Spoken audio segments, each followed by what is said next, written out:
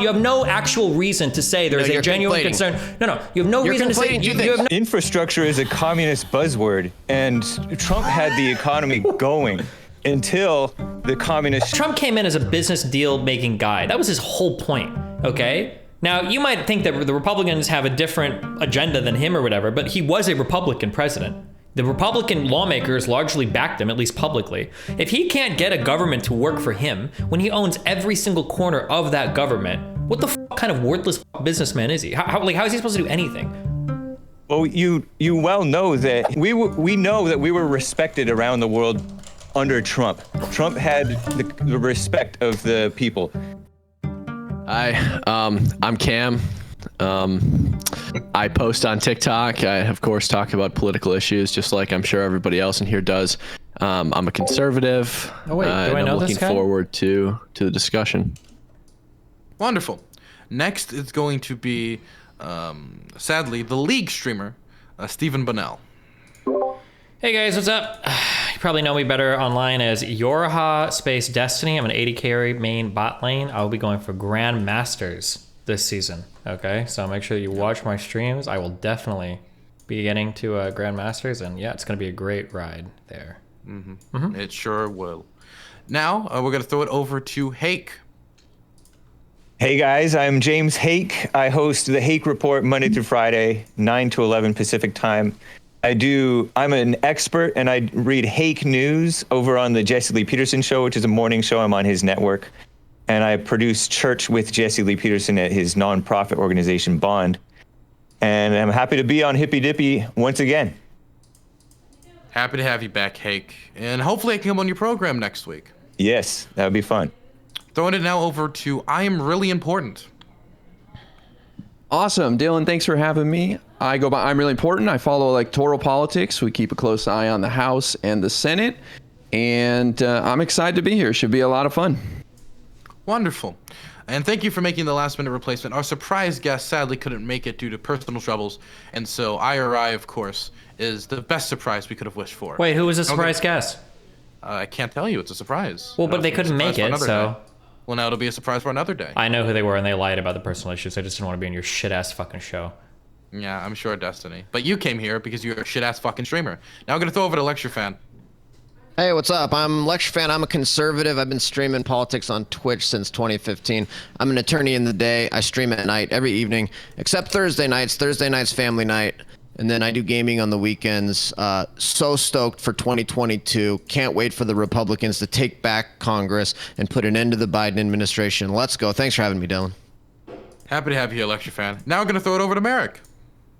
Hey, I'm Merrick DeVille. I am a leftist, allegedly a YouTuber and a streamer. That's very rare nowadays. I cover like sex work, feminism, drug issues, that sort of thing. Yeah. Happy to have you here, Merrick. Now we're going to throw it over to a Hippy Dippy recruitment show alum of our developmental brand, The Paradigm Shift. How you going? How's it doing, man?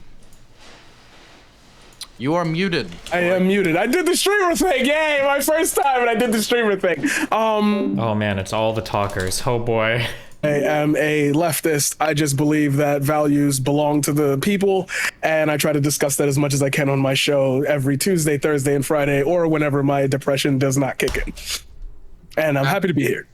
Happy to have you here. Now we're going to throw it over to T-Jump. Hey, how's it going? Thanks for having me on. I'm T-Jump. I do debates with professors and philosophers on reasons to believe in a God, pretty much, and occasionally talk to political topics. Thanks for having me on. Happy to have you on, and I'm finally happy I'm getting your name correct. Okay, so let's go into some of the rules of the program. The first rule, of course, is that when I'm talking, no one else is talking. I am not talking to make political points. I will merely be talking in order to moderate. And so I would ask you, if you cannot hear me right now, to turn up my volume up in Discord, and try to recognize my voice among everyone else, because I will mute you if you continue to talk while I am talking, while I attempt to moderate. The next rule is we will not be breaking any Twitch terms of service. Many of us are streaming on the Twitch platform, and they have some stricter terms of service, for instance, than YouTube does. And I would ask you to do your best to follow those terms of service. I would also ask you not to make attacks on people's inalienable characteristics. That includes things like gender and race. We're not going to be doing those types of attacks. You can go ham on their ideas, okay? You can insult people's intelligence. But I would also say that, I will say though, that honey gets more flies than vinegar. Now, I will also say that when it comes to the show, pronouns, we do respect them. If you don't want to do that on your own time, that's your business. But here we do. Does that include neopronouns? Yes, Destiny. Yes, Destiny, that does. Yeah, quick follow-up questions. Can we refuse to say pronouns if we just use the person's name instead? Yeah, sure. Okay. Are we respecting neo names? Of course, Destiny. Okay. I should just interrupt. Dylan, can I even wear this on Twitch? Is this okay? It's fine. Just don't shake your head Yes, too much. I promise you it's okay. I promise you. Okay, all right. Put it like a hot tub in the background and you're A-okay. You can wear anything on this site, all right? Wonderful. Okay. God, I don't understand neopronouns. I need to figure out what the fuck that is. Anyway, so let's move on. Is there any rules that I forgot? I don't believe so. Is there anything that needs to be discussed, any rule you don't understand, or anything you need me to clarify? Yeah, what do we do if you say to stop talking? Stop talking. Oh, okay. Wonderful. Okay, so now we're going to go into the first topic. And it is a topic that, of course, it is the anniversary of 1 year ago and 1 day. January 6th occurred, which was an event that happened at the Capitol. I won't put any moral statement upon it, even though I think everybody knows what I think of the day as a personal witness to it. I want to ask you all, how do you think January 6th should be remembered? And what do you think its impact on history will be? We're going to start in the top left-hand corner with Cam Higby. Yeah, sure. So, I don't condone the January 6th attack. Oh my God, they're right? so boring. Oh God, it's like 30 minutes every time to opening obviously statements. Bad, right? People got hurt. They broke into the Capitol.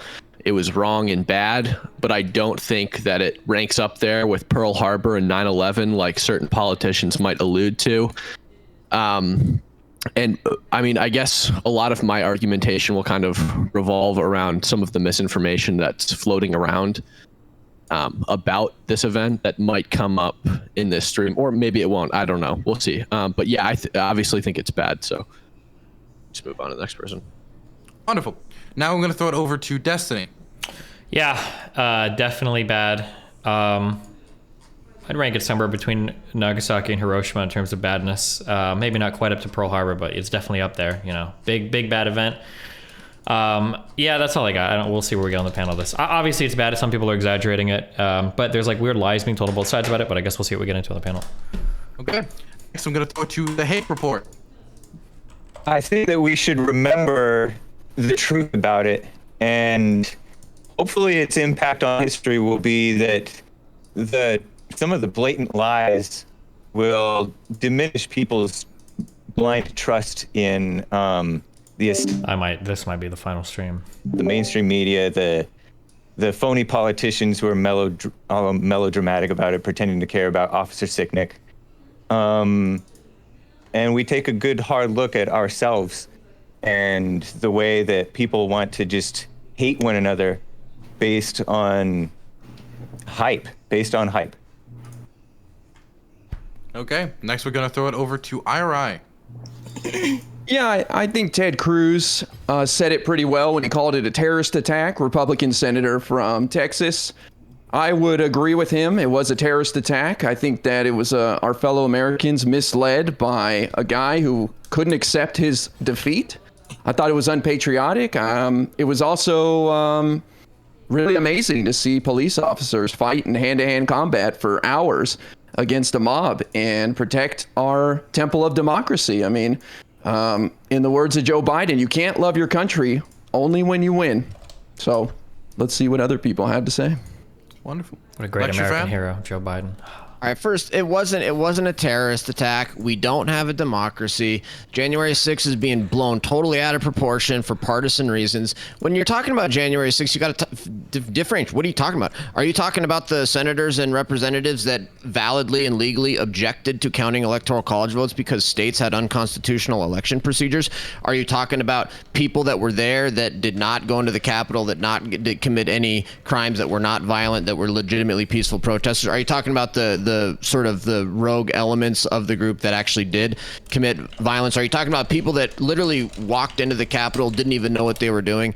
It shouldn't even be a topic. I mean, it's so irrelevant to society. We shouldn't even be talking about it. This is important as, you know, any local crime story. It's not that big of here's the reality. The reality is the Democrats are bringing this up and spending all this time on it and doing this huge electoral commission because they can't get anything done in Congress and they can't get anything passed. And so this is a huge distraction element. The real purpose is to try to paint all Trump supporters as terrorists. It's disgusting. And then to use domestic spy operations on Trump supporters. I mean, there's so many just bad parts about this. It shouldn't even be a discussion. It's turned into a total partisan hit job, and it's just so bad. The whole discussion about it. We should be talking about BLM and Antifa instead. Okay, we're gonna throw it over to Merrick. How what's left on the panel? Crazy. Okay. So I think it's very obviously, very apparently an act of insurrectionary terrorism. It's kind of indisputable, actually. I do think that Kamala Harris saying that it's Pokemon like, oh my got God, banned? Pearl Harbor happened to 9/11 during World Rip. War II or whatever. Did is Mizkif like get banned too? pretty fucking It's only goofy. going to be a one-day I'm thing if sorry. they did.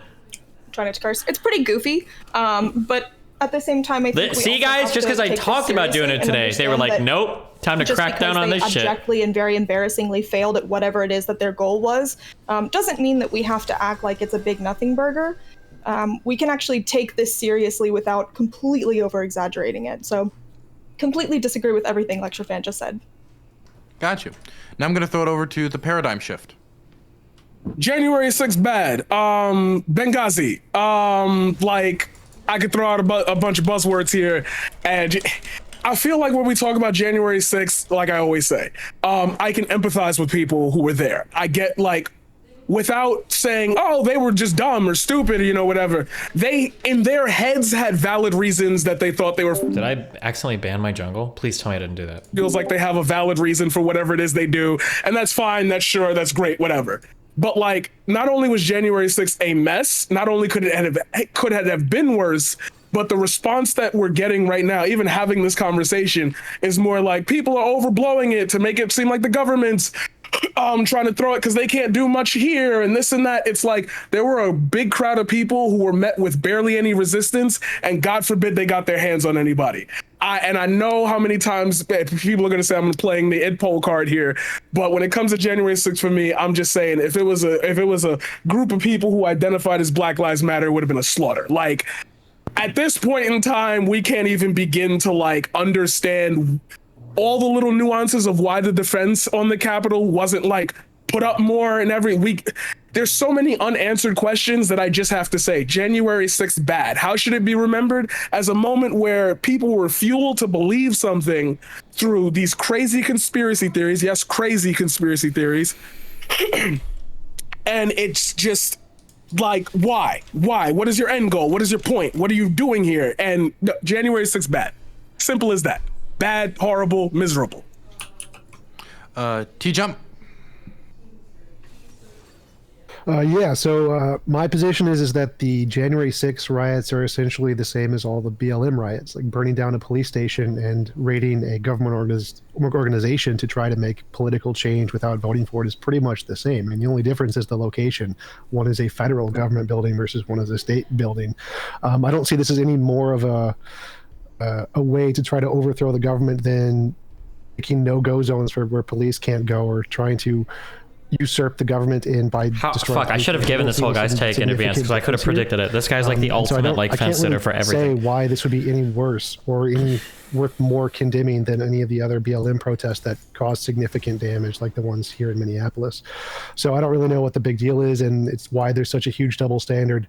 And that Republicans condemn all the BLMs, but not this one. And then the Democrats condemn this one, but not all the BLM ones, or to a much different degree than one another. It seems pretty obvious. These are about the same in magnitude, except like very few people died in both cases, lots of property damage in both cases, both trying to subvert political authority. I don't really see any significant difference here. Definitely not comparable to any of the tragedies where tens of thousands of people died, but scale of magnitude, they're just riots. That's about it. Way more damage in the BLM Antifa riots. Okay. The floor is now open for general discussion. You have about. I have a question. I have a question for leftists. How many people have been charged with insurrection, and how many people have been charged with terrorism? Wait, is there a terrorist 47, charge? 47. Yeah. 40, yes. 40, Terrorism is a federal criminal charge. 47 for insurrection, and I think like nobody for terrorism. Well, it's an ongoing investigation. Like, sure, you know this. Yeah, but they literally have people in jail and they haven't even been convicted of anything, and they're being held in 23-hour-a-day solitary confinement, which is like jarring enough to even make Elizabeth Warren speak up. And welcome to America's prison system. Glad you guys have finally give a shit. Yeah, literally. Anyone here is going Okay. to advocate for putting people in solitary confinement for 23 hours a day. That's literally torture. I don't think you're going to get any of us sitting here going, wow, that's so awesome. Like, we don't want that. But at the same time, what we're But you saying... won't say anything about it. Yeah, the reason why- Yeah, not one you leftist said that. About it. We literally reason- that's bad. What are you talking about? I want to reason- comment on something Paradigm said earlier. He said that if it was BLM, if it was anybody who identified as a member of BLM, it would have been a slaughter. So do you have like any citation for that or any evidence that would be the case at all? Because we went through months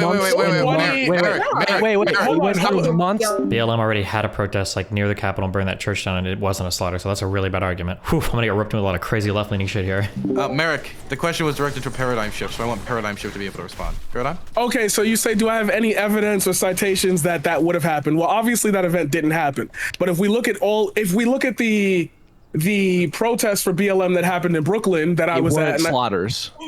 It could have been. It was very close to. The only reason why they weren't. I was there. Like, we were beat up. We were assaulted. We were literally, like, the police themselves had to stop them, the other police, from, like, attacking them. And I have that on video. You can hear police officers yelling, like, nah, that's too much. That's too much. This is like, a general question. I'm not sure of the answer to this, but did anybody die at any BLM riot? Like, any BLM protesters die at Lots of people. riots? Way more. Yes. Yeah, way more. No. So in I'm not Austin- talking about people killed by BLM. I'm talking about BLM protesters. Yes, Okay, I can who? answer your question. So in my city in Austin, there was a pregnant woman who was hit in the stomach with a beanbag gun by an officer. Her baby died. There was also a young man who was on I-35, one of the days that I was there, who was shot with some sort of non-lethal agent. He was shot in the head, and I watched him fuck are drag you his body protesting off of while I-35, pregnant in a and then he riot? died. What? So yes, cops have absolutely killed I'm people during glad. BLM I'm riots. glad we 5 agree. Trump Babies are supporters people died. now. 5 Trump supporters died that day. Yeah, one of them was crushed by other Trump supporters. No, that's not true. It was an That is OD. I'll say absolutely true. this. There was 5 Trump supporters that died, but like, so Ashley, or I think it was actually 4, and Ashley Babbitt was obviously shot and killed by the Capitol Police. There was 1 heart attack prior to the storming of the Capitol. There was a stroke prior to the storming of the Capitol, and there was an OD just as it happened. Echo. Merrick, So- I'm getting echo from your end. Like, yeah, the only person that died that day was literally a Trump supporter that was shot and killed by the police. And there hasn't been any BLM riots that have been a slaughter, and there's been a hell of a lot more BLM riots than there has been riots driven by Trump supporters. Right, And like why do you billions think and that billions is? of dollars. And the a day. BLM riots Like a aren't based billion. on anything real. The Trump supporters actually I had. would love. Hold on, wait. I'm gonna save you the effort because I know it's my first time here and I'm the newbie guy. I'm gonna save you the effort right now. Don't do that. Don't The don't Trump say that because supporters it's have a like, legitimate complaint. The Black Lives Matter do not. Do you, like, my first stream ever was complaining about a cop pulling a gun on me and firing a bullet like 3 inches away from my head for literally fighting. Okay, Like, this what? guy is not it, okay? This guy is not it. Oh, If we're gonna no. go deeper into that, I think that that's gonna be a division between like what you see in your neighborhood and how you grew up versus how I grew up. I promise Yeah. you, BLM has a legitimate complaint. Don't do that. Don't do No, that. you to can yourself. make it do not. actually, I Nathan. think You they're can both actually. illegitimate, but we should Stop, probably stop, just stop, stick stop, to the stop, topic. Stop.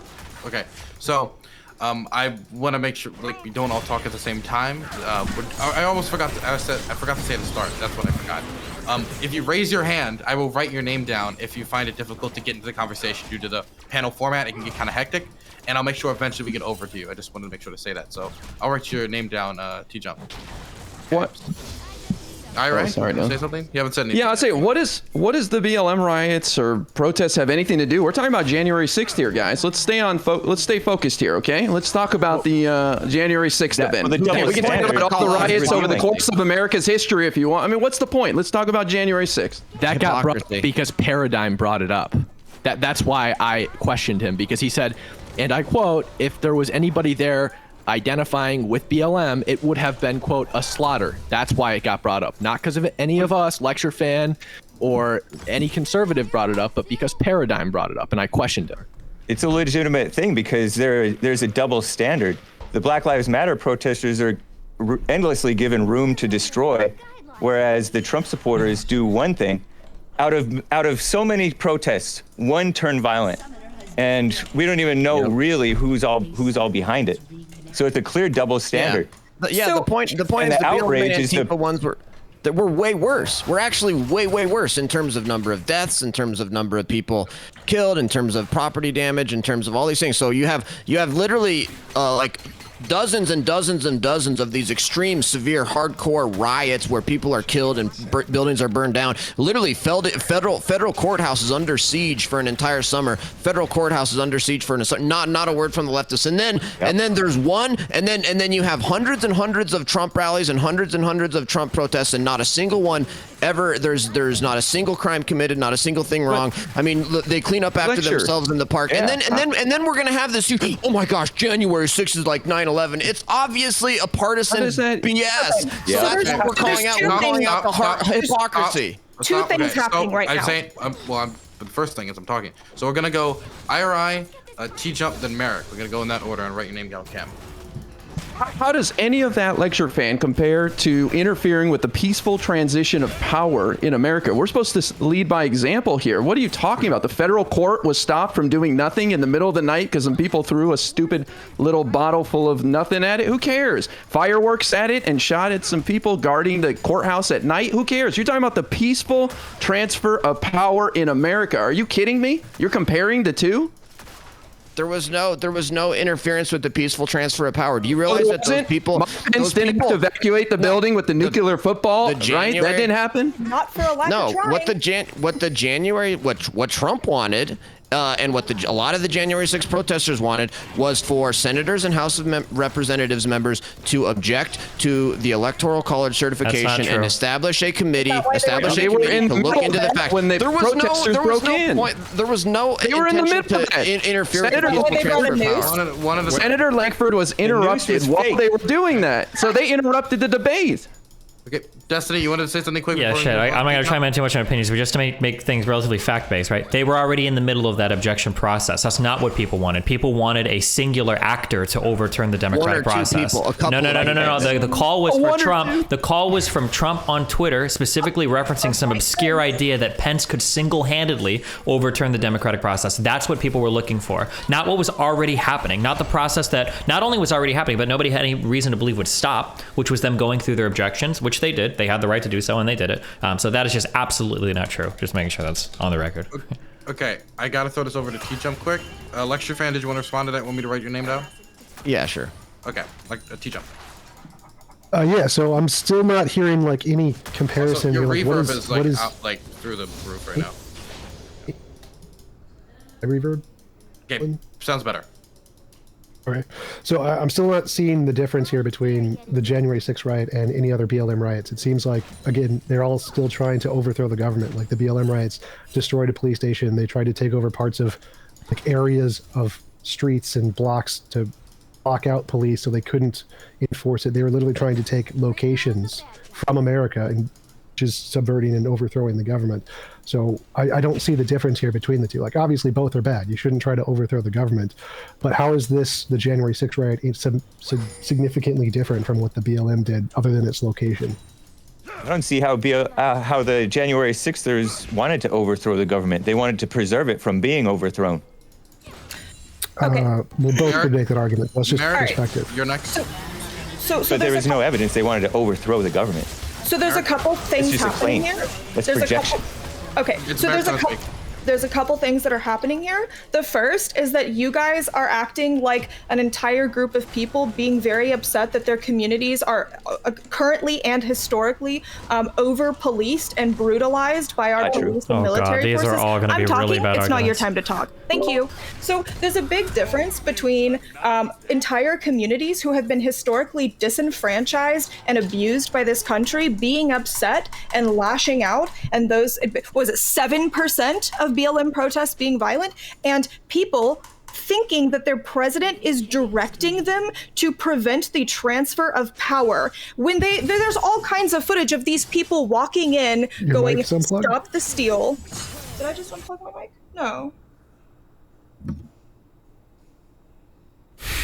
Yeah. We can, no, we can okay. hear you. We Oh, you're can good. keep going. Yes. We Okay, can hear you. there's so much footage of people walking in saying "stop the steal," looking at the cops, calling them oath breakers. They're walking out of the building when everything is said and done with their arms raised going, "We did it. We stopped the election from being certified." They're chanting "Hang Mike Pence." There's footage of all of this. You can deny it and say that it didn't happen, but it's on camera. It's literally recorded. These people planned this ahead of time. This wasn't like we're frustrated with the fact that we are oppressed. It was that we have been brainwashed by our idiot president into thinking that this election is fake when it's clearly not. There's literally no reason for you to need to compare this to BLM. The only reason you're doing it is to deflect from the actual events of January 6th, which is what we came here to talk about, not BLM.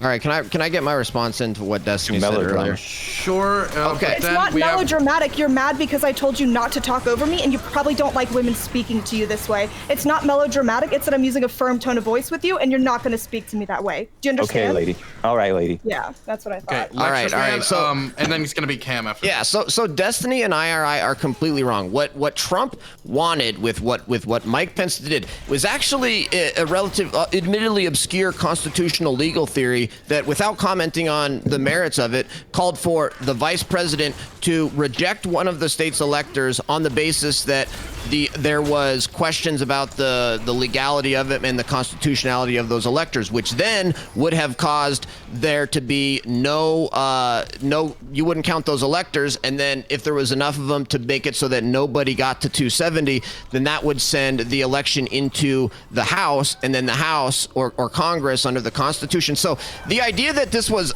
trying to, overthrow the Constitution or violently interfere with, no. Like, you can disagree with that constitutional legal theory all you want, but there was nothing sort of violent or illegal about it. That was the theory. Mike Pence could reject it. They wouldn't reach 270, and then it goes into the House. That's what the Constitution says. That's what the legal theory was. There wasn't any violent or overthrowing or insurrection or anything about it.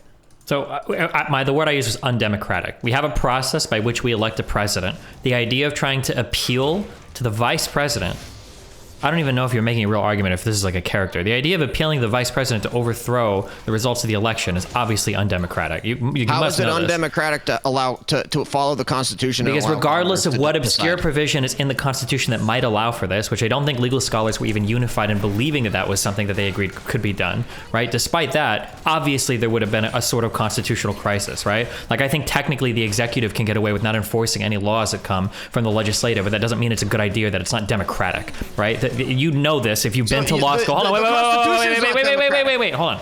The Constitution's not democratic, okay? But when you do legal shit, when you do law, right, okay, there is a lot that's built on case law. There's a lot that's built on kind of the gentleman agreements that we have in terms of how we operate society. Just because something's on the books doesn't necessarily mean that it would even survive being tested in court, and it sure as fuck doesn't make it democratic. You know this as well as I'm sure you know this, yes? Okay, let me get a response into that, because doesn't matter if it's undemocratic. Guess what? Democracy sucks. Our founding fathers and our Constitution are specifically designed to be undemocratic. That's why we have a Senate. That's why we have a constitutional republic. We have a constitution. We don't have a democracy. So this idea that following the Constitution is undemocratic, yeah, it is, because democracy sucks. Okay, democracy is purposefully what we're not supposed to have. Okay, then I agree. It's called a constitutional I agree. If you want to say that Trump was democracy acting in a Study America's totalitarian, founding. if you want to say Study he was the acting in a totalitarian manner and he was being undemocratic, fine, I'll agree agree with it. That's fine. Okay, I can agree with that. No, Trump was fighting for the autocratic people, though. lecture fan. No, Okay. it's called here. constitutional republicanism. It's called constitutional republicanism. You guys don't obviously know anything about the First of all, Constitution or about American founding because pure democracy is not what we're supposed to. Okay, Cam, it is your turn. That was undemocratic. All right, so the reason that people keep wanting to compare the January 6th riot to the BLM riots is because the BLM riots were objectively worse, okay?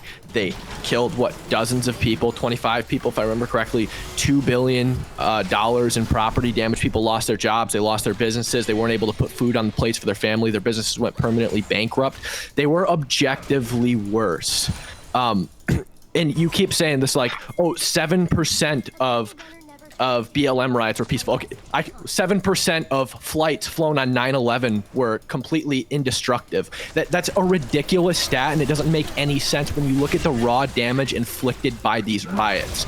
It is ridiculous. And the reason that people are infuriated by this is because there is no BLM Summer of 2020 Riot Select Committee, but there is a January 6th Select Committee. There is an in-depth FBI investigations that you're hearing about every day into these riots. Sure, there were lots of arrests, and there were some FBI investigations. We saw this with the Rittenhouse thing. There was an FBI plane, whatever. There was stuff going on, but they're not looking into it as deeply as they are this. And the other thing, we keep acting like this is some kind of coordinated, organized insurrection to overthrow the U.S. government. It's not true. It's bullshit. It's bogus. Okay. The FBI's investigation literally found that there. I want to fight back against all these talking points, but like the people that are left of me on this podcast are so far to the left, like they are uttering shit I don't agree with either. Whoa, please let me go. And I'll write down Merrick. Dude, you know the investigation is still going, right? You're aware that this is the largest investigation by the FBI ever, and you're claiming that it's all resolved. Are you nuts? I'm not done yet. I'm not done yet, young genius. We're going to let IRI finish, and I'm also going to write down. That's true. IRI's not bad. Listen, I'm going to teach you something today, okay? I don't know what they're teaching you over there on TikTok, but I'm going to give you a little education lesson here, okay? First of all, I can't even imagine what they would have done if they had a couple of months to do damage like the BLM event took place. You're talking about what happened in a couple of hours compared to what happened over a couple of months. Do you see the disconnect there? Now let me move over to LCTRfan over here to my side. LCTRfan, I think you're talking about the Electoral Count Act, which just has the VP as simply a guy opening envelopes and announcing what happened. Even your own Republican senators disagree with you because they're now revisiting that, saying maybe we could make some changes to clarify what's going on there. Even Mike Pence disagrees with you. So what is this legal theory you're talking about that nobody seems to agree with you except that creepy dude, Alan Dershowitz, whatever? Right, so you're admitting that it's ambiguous enough that they're considering clarifing it. And I don't know if you know this, but a lot of things need clarification. You can have ambiguous laws that are subject to more than one interpretation. That's literally the definition of ambiguity under law, is that it's subject to more than one interpretation. I'd really like to respond. And I don't disagree with you that like a lot of people disagree with it. And that's why I said, like, I'm not even commenting on the merits about it. I'm literally not even commenting or saying I agree with that legal theory or not. In fact, I probably don't. So I'm not but the point is that it's not some overthrow, violent, anti-constitutional thing. Sure, it's undemocratic, but the U.S. Senate's undemocratic. The Electoral College is undemocratic. That's on purpose. Okay, can I respond? Yeah, we're gonna, Cam, since okay, so you just said that it's the largest scale investigation currently going on, and that it's still going on, so that my point was invalid. But you'd think that if this was the largest scale FBI investigation going on in the country, with all of the resources they have, that they'd be able to pull something together within a year from the time that it happened. But apparently they haven't been able to do that. And I love how you're trying to taint the well by, I don't know what they teach you on TikTok. That's hilarious, bro. You also said that you couldn't imagine what they could have done over months. Well, they could have done more over months. Like, what was stopping them, other than them saying that they weren't going to, or that Trump supporter, like, what? I don't know what you mean. Do you think that it was the same group of BLM people at every single riot that resulted in 7-story buildings going up in flames? Ridiculous. Oh, okay. We're gonna throw it over to Paradigm Shift, Merrick, Hake, then T-Jump in that order. Well, did you have something to say on that specifically, Hake? I wanted to talk about the basis for the How many jumps does this guy have? Okay, and the notion of democratic. Could you wait a little bit after? Yes. Okay, Paradigm. Okay, so I've heard a lot. I'm gonna try to respond to everything. I'm gonna say this to start it, and hopefully this rings out true to you, because I know at this point, from what I'm hearing, I'm not changing nobody's minds. I'm not shifting nobody's paradigms.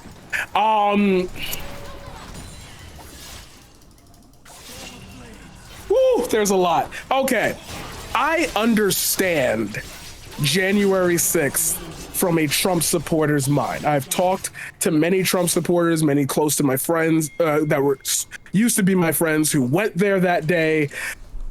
The goal that I have gathered from everyone I've talked to seems to be all over the place.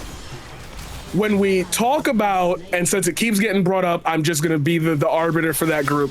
When we talk about BLM, and we talk about the months and months of damage and the politicians who egged it on, this and that and whatever, we end up in a scope where we have to ask ourselves, what is the main goal? And Merrick already said this, I'm sorry for repeating you, but when you talk about systemic injustice and there being no answer to it other than like, hey, if you're not going to be kind to us and police us in a way that makes us feel safe in our communities, we're going to violently lash out against you, since that seems to be the only language you understand, you end up at a point like the summer of 2020.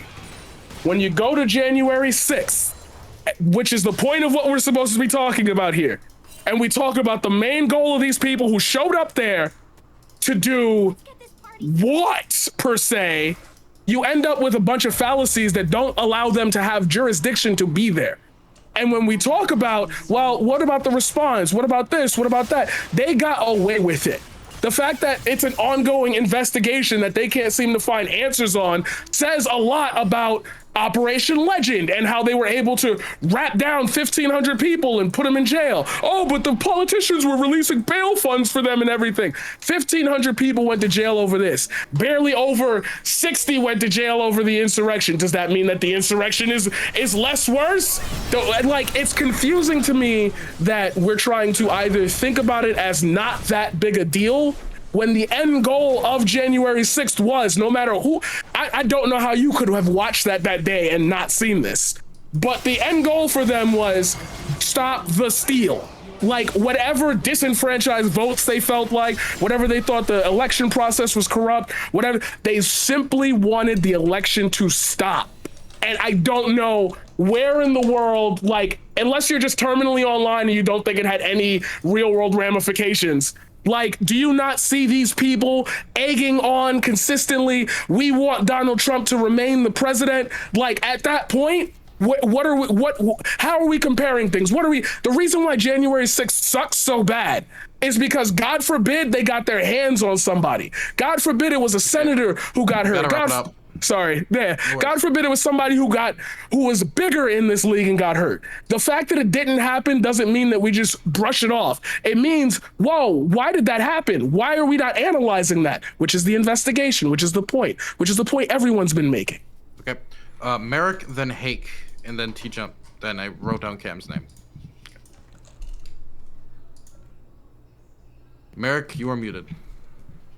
Oh, sorry, I forgot I muted myself. So I think it's a little reductive and a little silly to say that just because this wasn't organized by one person and everyone wasn't completely coordinated, to brush off the idea of organization altogether, when we know that the Proud Boys were organized beforehand, we know the Oath Keepers were there organized beforehand, we know the 3%ers were. Bellingcat wrote an article the day before it went down. Let's see, the Washington Post wrote an article warning about all the people that were planning and organizing. NBC wrote an article and published it about people who were planning and organizing, showing receipts, showing the things people were talking about. That's three major outlets that were telling people, this is what's going to happen. This is what these people are saying. So to be like, well, there wasn't one central hub of organization so then you can belittle the idea of organization, I think is like kind of slimy rhetoric, and it's not really very honest at all when we know that people were talking about this. Let me read you something. This one is actually really good.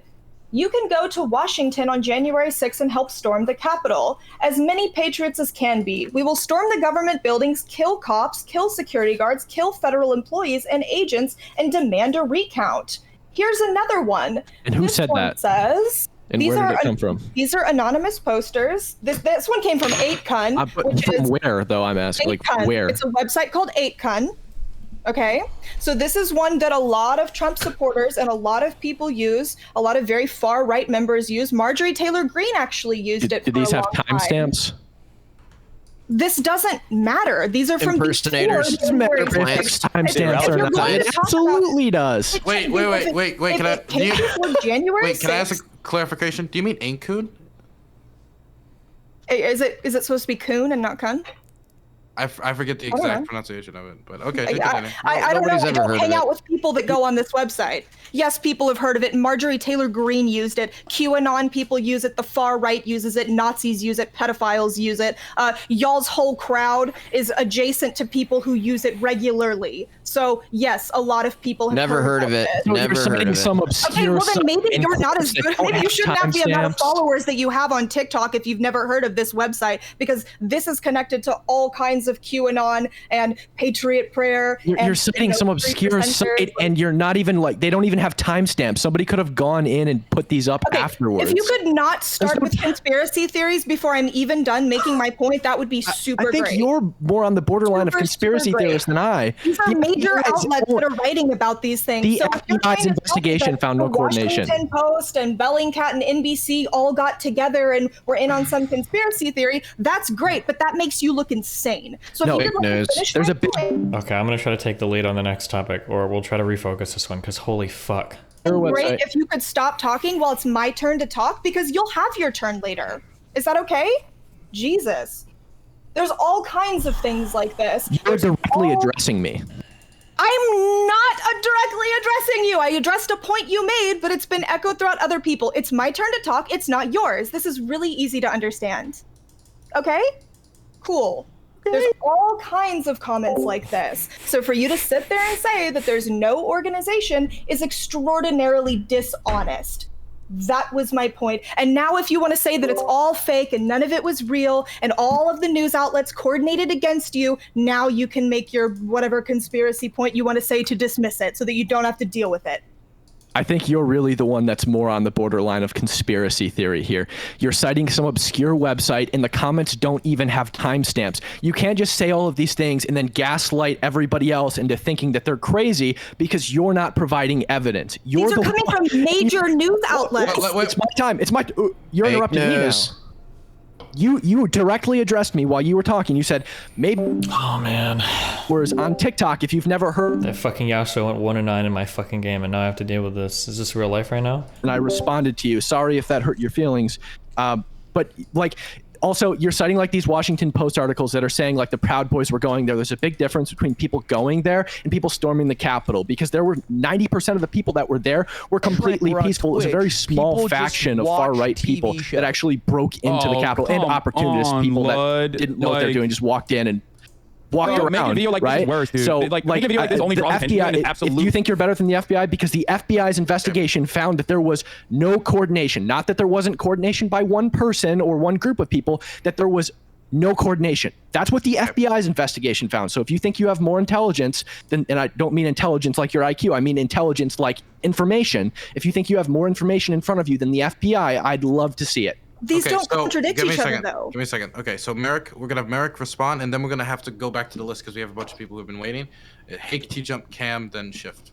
I don't understand what point you think you're making, because what you just said doesn't contradict what I said at all. I said because there wasn't a central hub where everyone got together doesn't mean there wasn't organization. And the way you originally phrased your point was dismissive of the idea that there were people organizing. The FBI found no evidence of coordination to break into the Capitol, like a coordinated plan by anyone to break into the Capitol. And you're claiming that there was people online on some obscure website that has no timestamps of people saying that they were going to break in the building and claiming to break in the building, but there's no evidence there. I don't know if I'm on the list. Do you want me to send you the sources?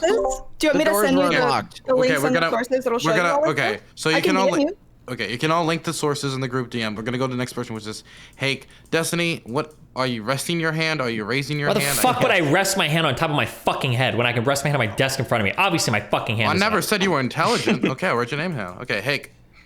Black Lives Matter was pandered to by the establishment, and the January 6th, the Trump types, they're getting less and less representation in the government. The establishment has failed to convince many people, most Republicans to this day, I think, most Republican voters to this day, that this election was free and fair. And I think it's honestly been that way since 2000 between Republicans and Democrats, each thinking that it was unfair, stolen, whatever. And it seems like it's only gotten worse over time as we've gotten more divided.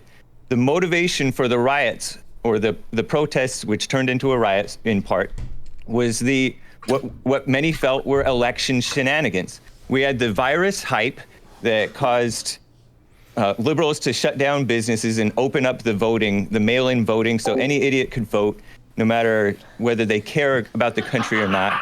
Trump was saying that it could lead to voter fraud. Everybody says, no, that didn't happen. Not more people voting. A lot of people are unconvinced that didn't happen. So they pushed for dumb liberals to vote like I've never seen. The mainstream media and the social media establishment pushed and fought very hard against Trump from the time that he was running for office throughout the whole time. And they were campaigning against Trump. They've been campaigning for Black Lives Matter, or the Me Too movement against men. The subversives hoped that the endless reminders and making it all too convenient to quote unquote vote would help them topple Trump. And Trump insists to this day, I think, that he won by a lot. Whether the enemies of America were able to get all the useful idiots to vote against Trump, or whether they used other means and got away with it, we don't know. But that's the reason for the protests. It was a democratic motivation that those people were protesting. They weren't trying to overthrow democracy. They were trying to save democracy. How does it take so long to get to a point? In their minds. And a lot of fair-minded people think that way, even to this day. But the people had suspicions about it. And January 6th was a setup. We know that DC is notoriously corrupt. They let Antifa and Black Lives Matter run wild and burn down the church, I think, across the street from the White House. They let Antifa and Black Lives Matter and others, feminists, invade the official spaces and assault cops. And the Democrats are saying, oh, don't be so mean to the protesters, cops. In Charlottesville, we had a setup during Trump's thing, where the lawful, mostly peaceful, white Unite the Right protesters protested against the tearing down of Confederate American heroes. And they let the cops did not separate and... Oh my God, what is he talking about? Oh God, it never ends. Mostly attacking the whites over there. Too quiet. It was a setup so they could declare an unlawful assembly. I suspect that that's what happened here, where they did not have enough security. I think Trump wanted 10,000, at least in an offhand comment, wanted 10,000 National Guard troops to protect, to keep law and order. He's a law and order president. He doesn't want this.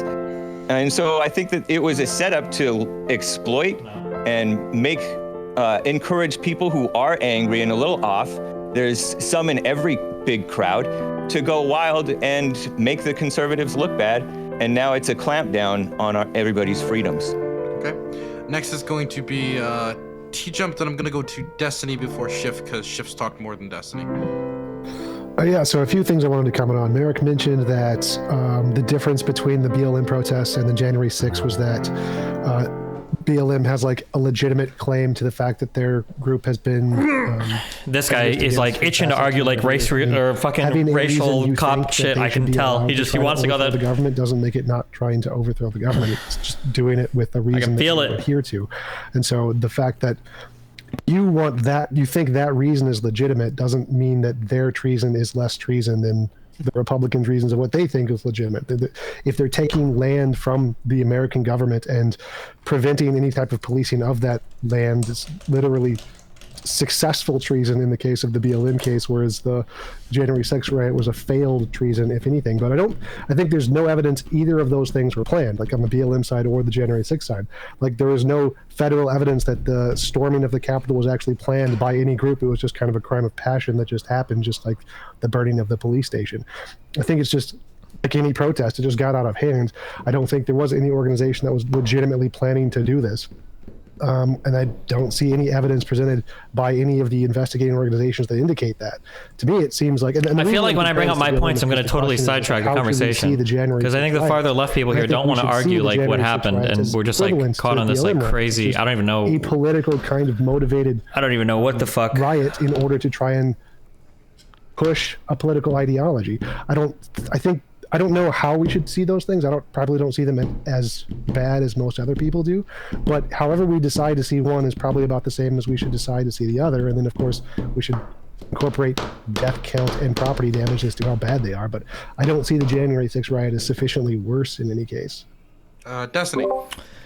Okay, so recentering around like, rather than trying to quantify damage or look at the number of people dead, I think the reason why the January 6th riots come off as such a big deal to people is because these were unique, and that it seems like the people that were here protesting were doing so specifically to stop a democratic process, and specifically because of messaging that they'd received, like quite literally from the president of the United States. I think that's why there's like a unique kind of bad taste in our mouths relating to January 6th over the entirety of the BLM protests. Not to say that the rioting was okay, although I do think there is a big difference between rioting against a police station versus rioting at the Capitol to overthrow a democratic process. But I think that it was Trump leading the charge, essentially, with the propaganda from the top down about how the election was insecure, the election was stolen, you need to fight back into your country, Pence has failed us.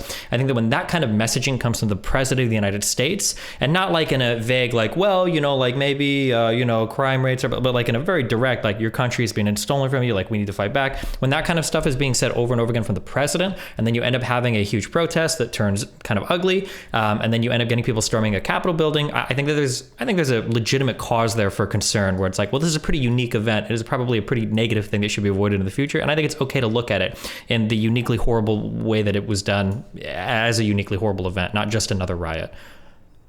Can I respond to that really quick? So, if you're gonna you know, approach the merits of it that way and say it's uniquely bad because of that, well, like the BLM and Antifa riots are uniquely bad because they attacked the very foundation of what America is and called America a racist country and said our Constitution is racist and said, you know, the country was actually not founded in 1776, it was founded in 1619, and really attacked the country to its core. So, you know, if that's what your argument is, actually BLM and Antifa are even worse. Moreover, though, there are some genuine concerns about the election integrity in this country. And so if the lesson that you're going to take from January 6th is that we need to crush these people instead of actually addressing their good faith concerns about election integrity, that's really messed up. You know, actually, public confidence in the election is a really important thing. And when you change the election laws and you get rid of security mechanisms that we have in our elections so that the public no longer trusts the election outcomes, maybe that's a time to think and say, hey, you know, actually we do need people to believe in the elections. Maybe we shouldn't do all of these insane election laws that destroy the integrity. So you guys are taking the exact wrong lesson from it. What you just said is so incredibly true and incredibly important. The last half, not the first half. Everything in the first half was insane and stupid. I don't know who the fuck you're even talking to for it. But for the public needing confidence in the electoral process, that is incredibly important. Unfortunately, the undermining of that process came from the big man himself, came from Donald Trump. If you're looking for Democrats changing the laws. It didn't, because half the laws that you guys claim, you didn't even know when they were changed. Not to mention that every single one of these laws were tested in court, because of course every motherfucker was suing. Fucking states were suing. States were suing other states. I think Texas was taking other states to court to try to get their election laws challenged. So you better fucking believe that if there was a law that somebody didn't like, there was a federal challenge to it. And guess what? All those federal fucking courts, you know, love them or hate them, Trump did a really good job at appointing judges to them. But despite all of the federal judges that were appointed by Republicans, despite all of the Trumps that Trump and Trump's cronies made to get some of these things overturned, despite all of the other challenges to the processes, despite all of the other evidence of the videos of the ballot box stuffing, despite trying to take it to the Supreme Court, all of these systems that, ironically enough, you said earlier, Republicans had no representation. They did have representation. They had both halves of Congress. They had complete control of the executive branch, and they had control of the judicial branch. The idea that through all of this, They still didn't manage to get any single noteworthy challenge through. And you're still going to sit here and tell me the election wasn't secure, despite the fact that Barr himself rebuked Trump, despite the fact that the FBI alongside Barr investigated these machines and said, no, they look pretty secure to me, despite the fact that every single intelligence agency that commented on these issues said, nope, everything looks secure. You're going to sit here and try to peddle shit about how Democrats hyped up Russiagate while you're fabricating responses from Trump about our election machines when he's probably never even stepped inside an election booth. Like, come on, you have no valid, you have no actual reason to say there is a genuine concern. No, you have no reason to say. You have no. Hold on, let me finish my response before you ramble again. Okay, you're trying to say there are genuine concerns about election integrity. There are no genuine concerns. There are a lot of concerns by Americans, but only because they were misled by Trump to believe it. And that is my entire basis by which I say the January 6th stuff was horrible, because it was uniquely horrible because a bunch of Americans, apparently you included, were misled by the president of the United States to think that their country was undergoing election fraud, which never was proved to happen by anybody, including Trump's entire government. Go ahead. Okay, so you're conflating two things, and you're talking about something that I wasn't talking about. So there's one thing is having mechanisms in place that do not allow us to verify whether the election is free and fair. For example, not checking voter ID. Not requiring signature match. If you don't check voter ID and you don't check signature match, then it becomes very hard to say at the end of the day that was a free and fair elections. You're talking about whether there was hard proof later on. Here's the thing: it's very difficult to prove fraud, especially when you've got laws in place that make it even more difficult. For example, not requiring signature match, not requiring voter ID, et cetera, et cetera. So when the Democrats for 20 and 30 years, and you're talking about the courts not, accepting challenges. Again, that's a different thing. But more importantly, it's the Democrats and leftists that have infiltrated the courts in a lot of ways, where you've got judicial activist courts that are literally throwing out voter ID laws and saying voter ID laws are invalid and things like that. And so, that's what's driving this. Democrats for 30 years have destroyed the election integrity. And so now you've got people that don't trust the election because we don't have these security measures. Did you trust the election when Trump won?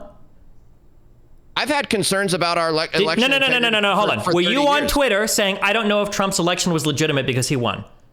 I never questioned. I never said that. Because you're a partisan hack, right? You only care about the election results that don't agree with you. I never said that about Biden's election either. What are you talking about? Where's the Kraken, baby? I never said that Biden's election. The thing is that nobody cried election fraud when Republicans were winning in landslides during the Trump terms, right? Nobody was talking about checking signature matching or voter ID. Like, we have these laws all over the country. They're different from state to state. We have yet to prove any major election fraud. Every time it's looked into, my understanding is the 2 times it looked into, it was Republicans that were committing more fraud than the other. Was it in North Dakota or another one where there was like a box of ballots? Or you always get these like random stories, but anytime they go to try and find all this election fraud, they typically don't find it. Like, it just doesn't seem to be a thing. If you want to cry that we need voter ID or we need signature matching, and you know what, I won't even say that's crying. I think there could be arguments there. That's fine, but holy fuck, you are more than 20 stones throws away, okay, from there was election fraud because of mail-in ballots and the election was fucking stolen, okay? Saying I did not get my voter ID laws, that's not the same as there was election fraud 100% and the election was stolen. We need to go and riot in the fucking Capitol. Then why are you talking about them? Nobody's talking about voter ID law here.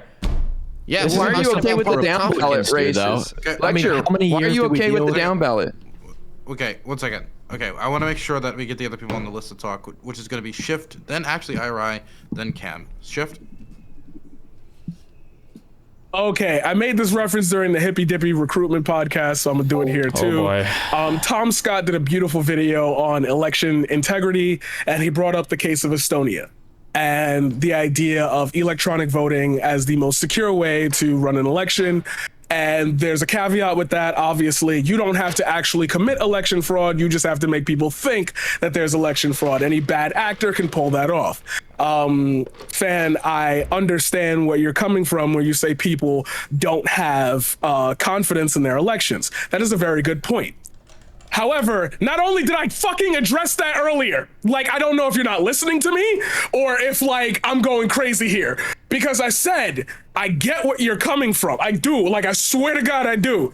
But any of the actions of January 6th had jack shit to do with actually appealing to the correct people to actually get their concerns, like answered. There was no evidence of fraud, the same way there's no evidence that anybody planned January 6th. And then you have the nerve to say, like, or I'm sorry, now I'm just coming into the entire conversation. Somebody had the nerve to say something about BLM and Antifa being, there was you, being worse than than by objective measures it being worse, and to validate that with, well, whatever they're fighting for doesn't make it a difference. Like, yo, so when, and I hate to keep going backwards, but apparently y'all like to skip history class.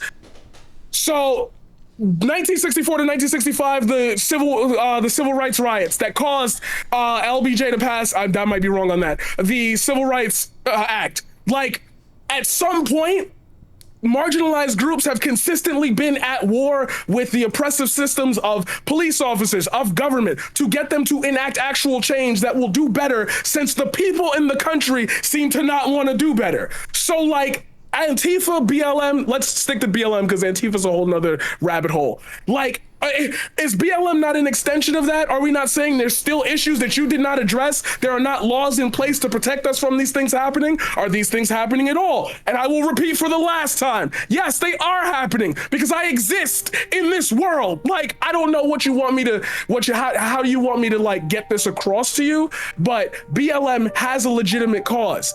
Are there actions matching that cause? Fuck no. Are there bad actors within it that have more power than the people on the ground who are actually talking about what needs to be changed?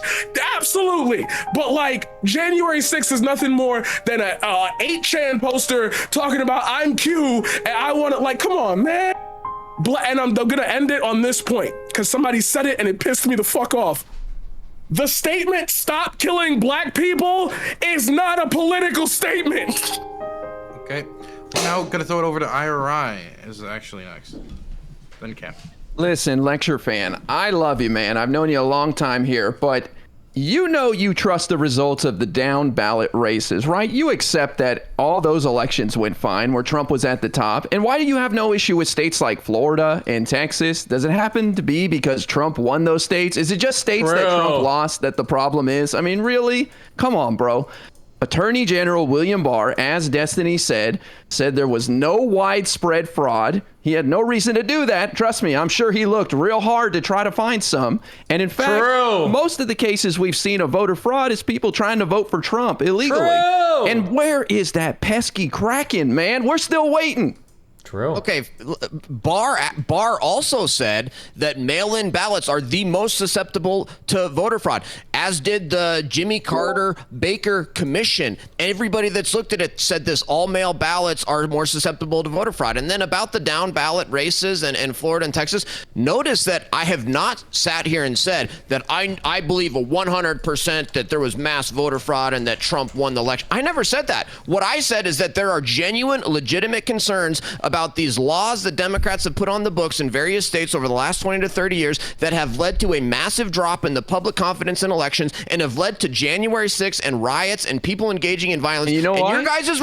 Your guys' response to that, instead of addressing that on a good faith basis and say, hey, you know what? It is insane to not have voter ID. It is insane to do all mail ballots and send them out, just sprinkle millions of ballots out across the land and then hope they come back and everything's fine. That is insane. Let's address this and let's address these good faith concerns and try to raise no, instead of that, you attack people and you keep pushing these insane laws all so that the Democrats can win elections, because you know what? You guys need uninformed, ignorant people voting that don't have any, that's literally how you got Democrats win elections. That's not true because there are more Republicans than Democrats in all courts across the United States right now. Sorry.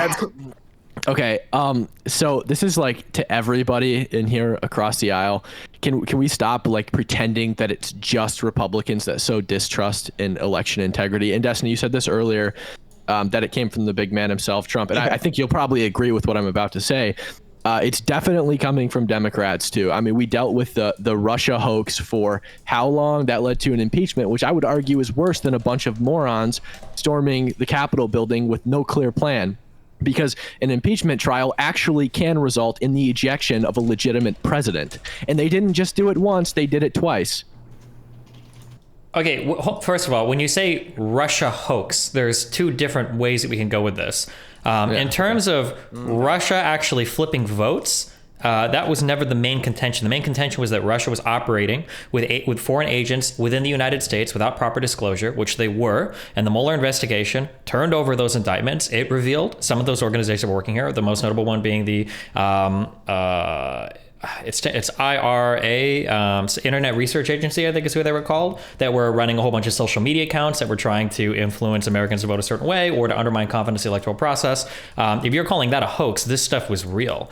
Do you think that Trump colluded with Russia and had some kind of organized campaign to make sure that he was installed as the president? Because that's what he was impeached for. Am I wrong? The second impeachment had to do with the Ukraine stuff. At this point, I don't even. IRI can speak the first one. It's been a long time. No, you're right. I'm sorry. Yeah, that was the Ukraine stuff. You're right. That was the Ukraine phone call, and that was also bullshit. So wait. The part where he threatened to withhold aid that was already approved by Congress. That was bullshit. That was all fabricated. Yeah, he did nothing wrong. So we agree. Trump did nothing wrong. Wait, he did nothing wrong, or it was all fabricated? Which one? I'm getting two different answers here. So he didn't threaten to withhold the aid, or he did threaten to withhold aid, but he had the right to do that as a president? We have the transcript from the phone call. Everything that Democrats are saying about it, was the made up part. I don't even think that he mentioned withholding aid in the phone call, like, at all. Did he? I mean, it's been a long time since I've read the transcript. Without jumping to the whole Ukraine issue, let's say somewhat center focus, because we were already on the Russia hoax stuff, which is already still off topic. Okay, there were credible issues that were brought up in relation to Russia having some level of penetration into our media atmosphere in ways that we were not aware of. I mean, if we don't believe this, I don't know what to say. You can read the results of any of the Mueller investigations or any of any of the digging there, and that is a fundamentally different thing. LCTRfan, you sound like you get all your news from Facebook. Okay? You're like a prime target to this, okay? But that's a fundamentally different claim than saying that like the votes were actually rigged, which is the claim that Trump is making. That would be more akin to a Democrat saying like Russia rigged the votes. Sure, Destiny, but. Okay, so you're right. The first impeachment was the Ukraine thing. You're right. That was my mistake. I'm sorry. But there were definitely Democrat politicians in this country pushing the lie that Trump was colluding with Russia to ensure his installment as president.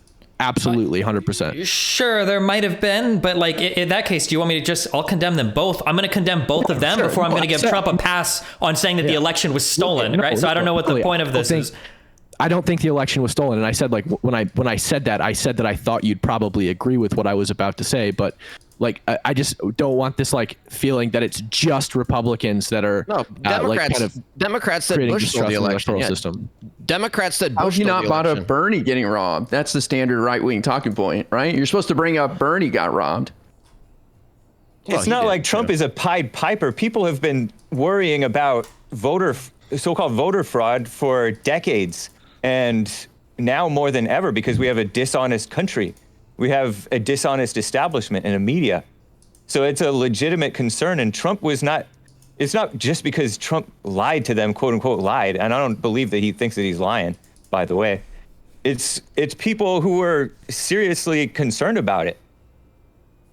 I mean, like, first of all, Trump, when Trump is literally making phone calls to governors. Destiny, you're going to finish the statement, then we're going to wrap this up. Merrick and Paradigm, you raise your hand, so you'll be the first to do any statements. Was it the Georgia governor that Trump literally called saying, like, we need to find 31,482 votes? Like, how can you think that this is a good faith effort to investigate the electoral process rather than just trying to win the election? And also, as IRR said, it's so interesting to me that all of the votes for Biden were fake, but all of the down ballot votes that voted for Biden but then voted Republican lawmakers, all of those were legitimate. Like, it's so obviously selected for based on the partisan hackery. I don't know how you can see it as any other way. And then again, like, we have had so many independent organizations, I mean, within the federal government, like our intelligence agencies, the fucking FBI and the DOJ all looked into the election shit. How the fuck is there all this goddamn widespread fraud, but nobody can fucking find it anywhere? When I feel like I'm getting a leak out of the White House every other fucking week for the brand of toilet paper that Trump wipes his ass with, how the fuck is there all this coordinated, top-down, bottom-up, widespread fraud, but nobody fucking found any? All I had were the same shitty 3 videos that were shown over and over again with a box sliding under a table where somebody's like, there they are, that's all the fucking ballots. Like, they were the lost fucking ballots from the ship of Atlantis that sunk off the Florida coast with the fucking hanging chads. Like, what the fuck? I don't know how you can make the claim over and over and over again that all this fraud happened, but it's not reported. We don't see it. Where is it? Where is it? That's what I want to know. Here's the point. When people commit fraud, they try to hide it. LCTRfan, in the future, please listen. Okay, so we're wrapping up. If you want to make your ending statements, you can. Don't worry. Merrick, apparently her cat turned off the computer. The cat agrees with Hake, I assume. So we're going to start it with a paradigm shift for wrap-ups. All right, closing arguments. I did learn a lot just listening. At least I learned like what other people think. I heard a lot of bullshit. I'm not gonna cut it here. I heard a lot of bullshit, and Destiny and IRI cover this way harder than I could ever. So I'm just gonna say again, stop killing black people is not a political statement. Is there reasons to believe in election fraud? I'm going to bring up Estonia again. Please look up Estonia. Please look up their voting systems, and it will give you a perfect representation of what happened in this country on a very small scale and how it can escape outwards. As far as election fraud, there has been no significant evidence of that. As far as January 6th and how we will remember it, I think that we're going to have this issue of people trying to downplay it because the severity of it doesn't hit us that hard because we are in an information age. We share things through computers, through social media, and it's easy for us to have so much discourse that it seems like another regular day. This was an event unique to itself because it stood in opposition to the systems that we believe in and that we trust above all.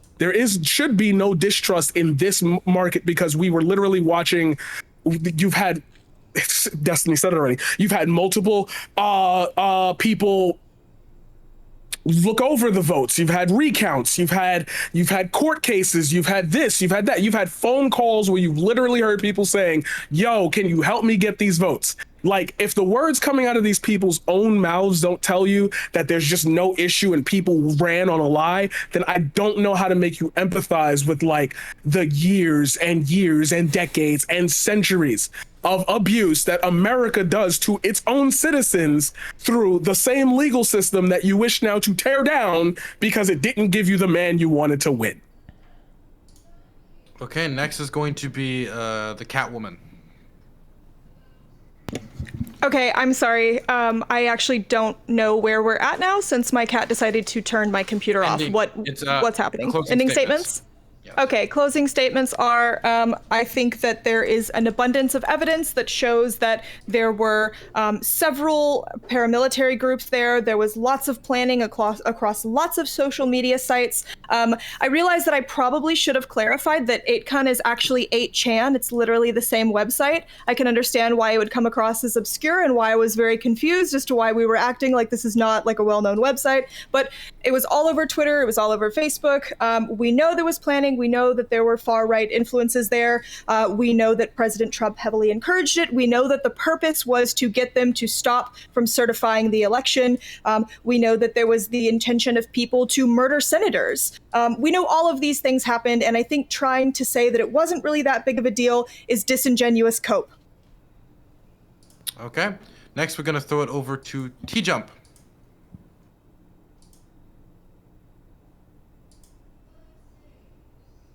Was not expecting to be next. All right, so I'm still just seems to be like people think they have justified reasons to try to overthrow the government. The BLM side thinks they have a justified reason. The Republican side thinks they have a justified reason, and they both try to overthrow the government in their own ways. One tries to overthrow the judicial branch, and one tries to overthrow the congressional one. So I don't. Again, I'm just not seeing a difference. Like, number of deaths is higher on the Black Lives Matter side. Property damage is higher on the Black Lives Matter side. They've actually successfully taken land for months at a time away from the American government. I mean, how should we see the January 6th riots like pretty much the same as the Black Lives Matter riots? They're not significantly worse, and we should treat them both as bad because they're both bad.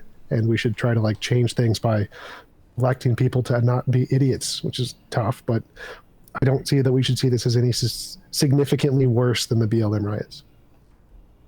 Okay, next is going to be LCTRfan. Okay. Well, I like how Destiny pretty much admitted that the BLM and Antifa riots, in terms of number and property damage and death, were way worse, and then claims, oh, well, it's because it was trying to interfere with an undemocratic process. Well, the Electoral College is undemocratic. Democrats say the Electoral College is undemocratic all the time. They cry about it all the time, which, if that's the case, so is the U.S. Senate. And guess what? That's on purpose. A constitutional republic is about having individual rights that can't be interfered with, even if the majority wants to interfere with them. So there's a reason we have a constitution, and there's a reason we don't just, democracy is, two wolves and a sheep voting on what's for dinner. It's not a good system. It's called having a constitutional republic. But The point is, frankly, the best argument for objecting to the electors on January 6th was actually the fact that a lot of these states changed their election laws without going through the legislatures of those states. And so you've got Democrats unilaterally changing the election laws to make the elections less secure, and then running these unconstitutional elections and getting rid of things like signature match, getting rid of voter ID, accepting ballots after the election is over, doing all mail ballots, doing all this crazy stuff that's obviously going to destroy people's confidence in the election, and then being surprised when people don't trust the election results. So look, we need to secure the elections. That's the most important part. And thank goodness we've had a lot of state legislatures following the 2020 elections that have passed new laws to provide new security provisions in our elections. And I think that's a great thing. And we think we need more of that. We need voter ID. We need verifying citizenship. We need to not have all mail elections. We need to have people show up on election day. We need to keep ballots in a single room. I mean, that's how you have a secure election. You have all the ballots in a single room with poll watchers and people watching.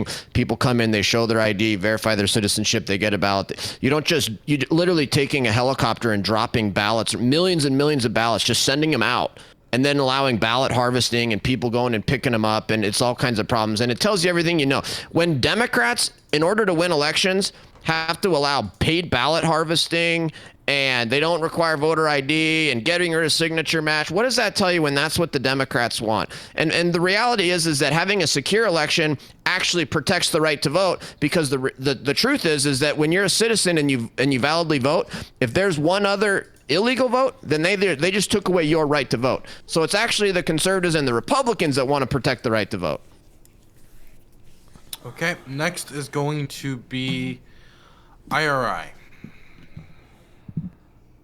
Well, I think January 6th is a really sad day, honestly. A lot of these people were duped and misled by Dear Leader at the top as he gleefully watched them violently assault police officers for 3 hours in hand-to-hand combat, and sat at a little table on the side of the Oval Office and enjoyed it for 2 hours. And the January 6th Select Committee is just getting warmed up, my friends. So hold on, the ride's about to get bumpy here. And the FBI their investigation is still active, even though this Cam guy has said multiple times that they haven't found anything. I don't know if you know how the FBI works. Again, I hate to teach you some stuff, but maybe you learned today. The FBI does not release evidence when they have active investigations, period. So I understand they haven't come to a conclusion yet, but it takes time when you have 1,000 people break the law at the same time and desecrate our Capitol Hill. And you know what? As these people have admitted their guilt in court and been sentenced, almost every single one of them has admitted that they were duped and they will never again be involved in politics, and they can't believe this happened. So it's kind of weird to hear Hake talk about how these people actually really believed it and felt it when most of them admit that they were wrong in the end. And finally, I just want to say, when Trump won, I accepted it. I wondered what happened. I was curious, did Russia do something? I felt like, whoa, Russia pulled a fast one on us. But then we had the Mueller investigation. And I said, you know what, let's wait and see what happens here. I wasn't sitting there going, you know what, Trump's not the president, and there was so much election fraud, and release the Kraken. I accepted that Trump won. And you know what I did? I got involved. And I worked hard, and we got 81 million of my friends to come out and vote for Joseph R. Biden as our new president. So it's time to accept it. Like Joe Biden said, you don't just love this country when you win. You got to love it when you lose too, and put in some hard work. Get working, Lecture. Start knocking on doors, buddy. I'm there. Okay, next is going to be Hake. God bless. Okay, so the downplayed BLM insurrection and terror attacks across the country, about those blacks who are complaining and the others who are grandstanding on their behalf, they need fathers, they need morals, they need character reform, they don't need police reform. And so they don't have a legitimate complaint because they need to look at themselves. We have a cultural problem of hate and blame and excuse making. And the relatively minimal violence of January 6th there pales in comparison to that of Occupy, BLM, Antifa, quite obviously. And especially when you compare the average conservative rally versus the average liberal one. Conspicuously, Antifa's Black Bloc was absent from this big protests, this Stop the Steal rally on January 6th, except perhaps those, maybe some removed their black bloc to reveal some MAGA gear. I don't know what that was about, but I saw that on Tucker's documentary, Patriot Purge. I don't think there's a serious investigation on what really happened. A lot of people who were convicted groveled to the government and liberals under duress, on advice from like liberal public defender lawyers, trying to get a lesser sentence, trying to get out of jail. Those were not serious admissions of being duped. The only big lie is the lie that everybody buys across the board, across the aisles, of anger. You don't have a right to be angry. We don't have country integrity, much less election integrity. We have open borders. We have mass immigration. We have, since the 60s, really, we have dishonest coverage, fake cries of racism and sexism. The real Americans are disheartened at losing their country. So it's not just voter fraud, it's just the country's being this guy's bought into like every single conspiracy before their eyes by people who don't have morals. It's all of them. Their same morals and freedom. The January 6th Select Committee is a joke. It's a bunch of Democrats and 2 failed Republicans. The FBI and so-called intelligence establishment, they're a bunch of liberals and rhinos. They're anti-Trump people. We all know this. They were constantly working against Trump. Biden and Pelosi and the rest of the phony politicians, they're clearly politically motivated phonies who have no concern about whoever's right or whoever gets hurt. All the people, again, are too busy hating one another over their false ideologies to care about the real truth or show love toward the marginalized Trump supporters. Okay, now I'm gonna throw it over to Destiny. Yeah, so I mean, like, everybody likes to try to look over at the BLM stuff because I think they know deep down that the January 6th stuff is pretty indefensible, even though they'll try to defend it while also playing whataboutisms with other types of protests. The January 6th stuff I think was uniquely bad, as I said before, because we were basically getting propaganda, conspiracy bullshit from our president, from the president of the United States. And anytime you have the actual president of the United States, the guy that arguably has at his fingertips more information about probably any part of the world than any other individual ever in the history of all of mankind, when this guy is peddling bullshit and it causes your own citizens to try to rise up and overthrow the democratic process of electing your next leader, a process that is just, I mean, fundamentally important to the functioning of our country, I think that's always going to be a pretty monumental event. I think it should be seen as a monumental event. I think it's pretty sad that there are some Republicans that still try to downplay it. And yeah. Okay, Cam Higby. Yeah, so like I said in the beginning, I don't condone the January 6th riot. I don't think it was a good thing. I think it was bad. Shouldn't have happened. But it really was a small splinter group of the people that were actually there. 90% of the people were not doing anything right. But that doesn't change the fact, as we talked about earlier, that a lot was done by that small group of people when we talked about the 7% of peaceful BLM or 7% of violent BLM riots. Now, like I said earlier, I think the reason that everybody wants to compare this to the BLM riots, and I generally try to stray away from this line of argumentation, is because it is similar, right? And they happened very, very close together. The BLM riots were objectively worse, and they didn't get nearly as much attention from members of Congress, and some of the members of Congress even condoned these attacks. If everyone else is going to monologue, why not take a bit more time? I don't know. I was just going to like talk and for like 30, like, let me talk about everything I know about this subject for the next 5 minutes. I don't know.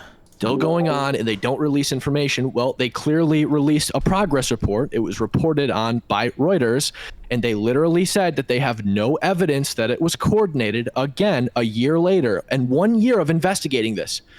As you put it, the largest investigation in the entire country. In 1 year, they found nothing. So what does that tell you?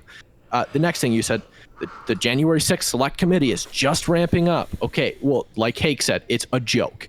Why is it a joke? Because it's a one-sided committee investigating something that they're all using as a political showboat with no opposition whatsoever. They've got Kinzinger and Liz Cheney, who both side with everybody else on that committee, and they have no challengers whatsoever. And Nancy Pelosi actually denied the challengers, Jim Banks and Jim Jordan, which caused basically no Republicans to be on that committee except Cheney and Kinzinger, who really aren't Republicans.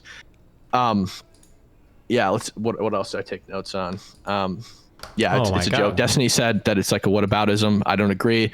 I think that there are things that are similar, and people kind of connect them and are outraged by the difference in reaction to the two things. I don't think somebody said that it was heavily encouraged by Trump. I don't think that the actual riot was heavily encouraged by Trump. I think that he has some part in, like spreading the election fraud lie. But he literally said just prior to the attack, go out and let your voices be peacefully and patriotically heard. Him and his son had 4 months been at their protest, praising their supporters for being peaceful in a time of like so much political violence with the BLM stuff. So yeah, that's about it that I have to say. Oh, and Republicans are not trying to tear down the system. Like somebody said, Republicans are trying to tear down the system. If that was the case, the system would be torn down because it only takes 3% of the population to overthrow the government. Obviously, they're not actively trying to. There hasn't been an attack since last year. Okay, so what I'm going to do for this next topic, I'm going to put a 30-second timer on intros and outros. And Just don't even do intros, dude. So Who cares? 30 seconds is still so long. Okay. It's like Wonderful. 5 fucking minutes. The next How many of topic those are? We're coming on another anniversary, and that is in about 13 days. It will be 1 year since Biden was inaugurated as president of the United States. And so my question is, how do you review Biden's first year? Dude, IRI is going to be a monster on this one. I'm going to start with boy. LCTRfan. Oh, well, I just thought it was hilarious when Destiny debated Rob Noor, and Destiny's whole argument for Biden's presidency success was spending the COVID relief bill, which is like just one of like 100 of these blowout spending packages Congress passes. Look, Biden's done nothing. It's been a total failure. We could go down the list one after the other. It's been a disaster. Okay. Next, it's going to be T-Jump. Yeah, so I think Biden's doing a terrible job. I think that just his overt amount of spending to try and fix everything is causing a huge amount of inflation, which is typical of the Democratic terms, because corporations are much less trusting of Democratic leaders, and so you do have a lot more inflation during Democratic governments, which is a problem, especially because we're just coming out of a COVID pandemic, and so I think that because of a lot of Biden's decisions, the inflation is going to continue at a much higher rate than if we had a Republican, just because companies like Republicans better because they make more money. I think his decision to pull out of Afghanistan was really sketchy. A lot of Americans got trapped there. And I mean, the Taliban decided the date we were supposed to leave by. The impact on the starvation of the Afghan people is horrible, but that was a tough decision. So I think that the combination with his bad economic decisions, he's been forced to make some really tough decisions regarding what happens to people's lives, and I don't think his decision on those was the best. I think there was a better way to do the pullout rather than just a cold turkey just leave. So I'm definitely not happy with Biden, and I never thought he was going to be a good president. That's why I didn't vote for him or anybody. But yeah, overall, I think Biden's dude, this terrible. guy is such a spineless fuck. Any of those people Okay, 30 seconds is over. Well, it's actually been I'm so above it all. I'm above everything. To Paradigm Shift. I am not a terrible fan of Biden, but I am under the impression and understanding that we are still in a pandemic, and I understand the absolute will of what people want him to do versus what he's actually doing. I am very disillusioned from Biden's first year in office. It feels very weak. It feels very underwhelming, and it's not giving people a lot of confidence in the Democrats. But I am willing to let bygones be bygones and say I've seen at least some incremental provisions in my communities and communities across the nation that have at least helped in some way or some form.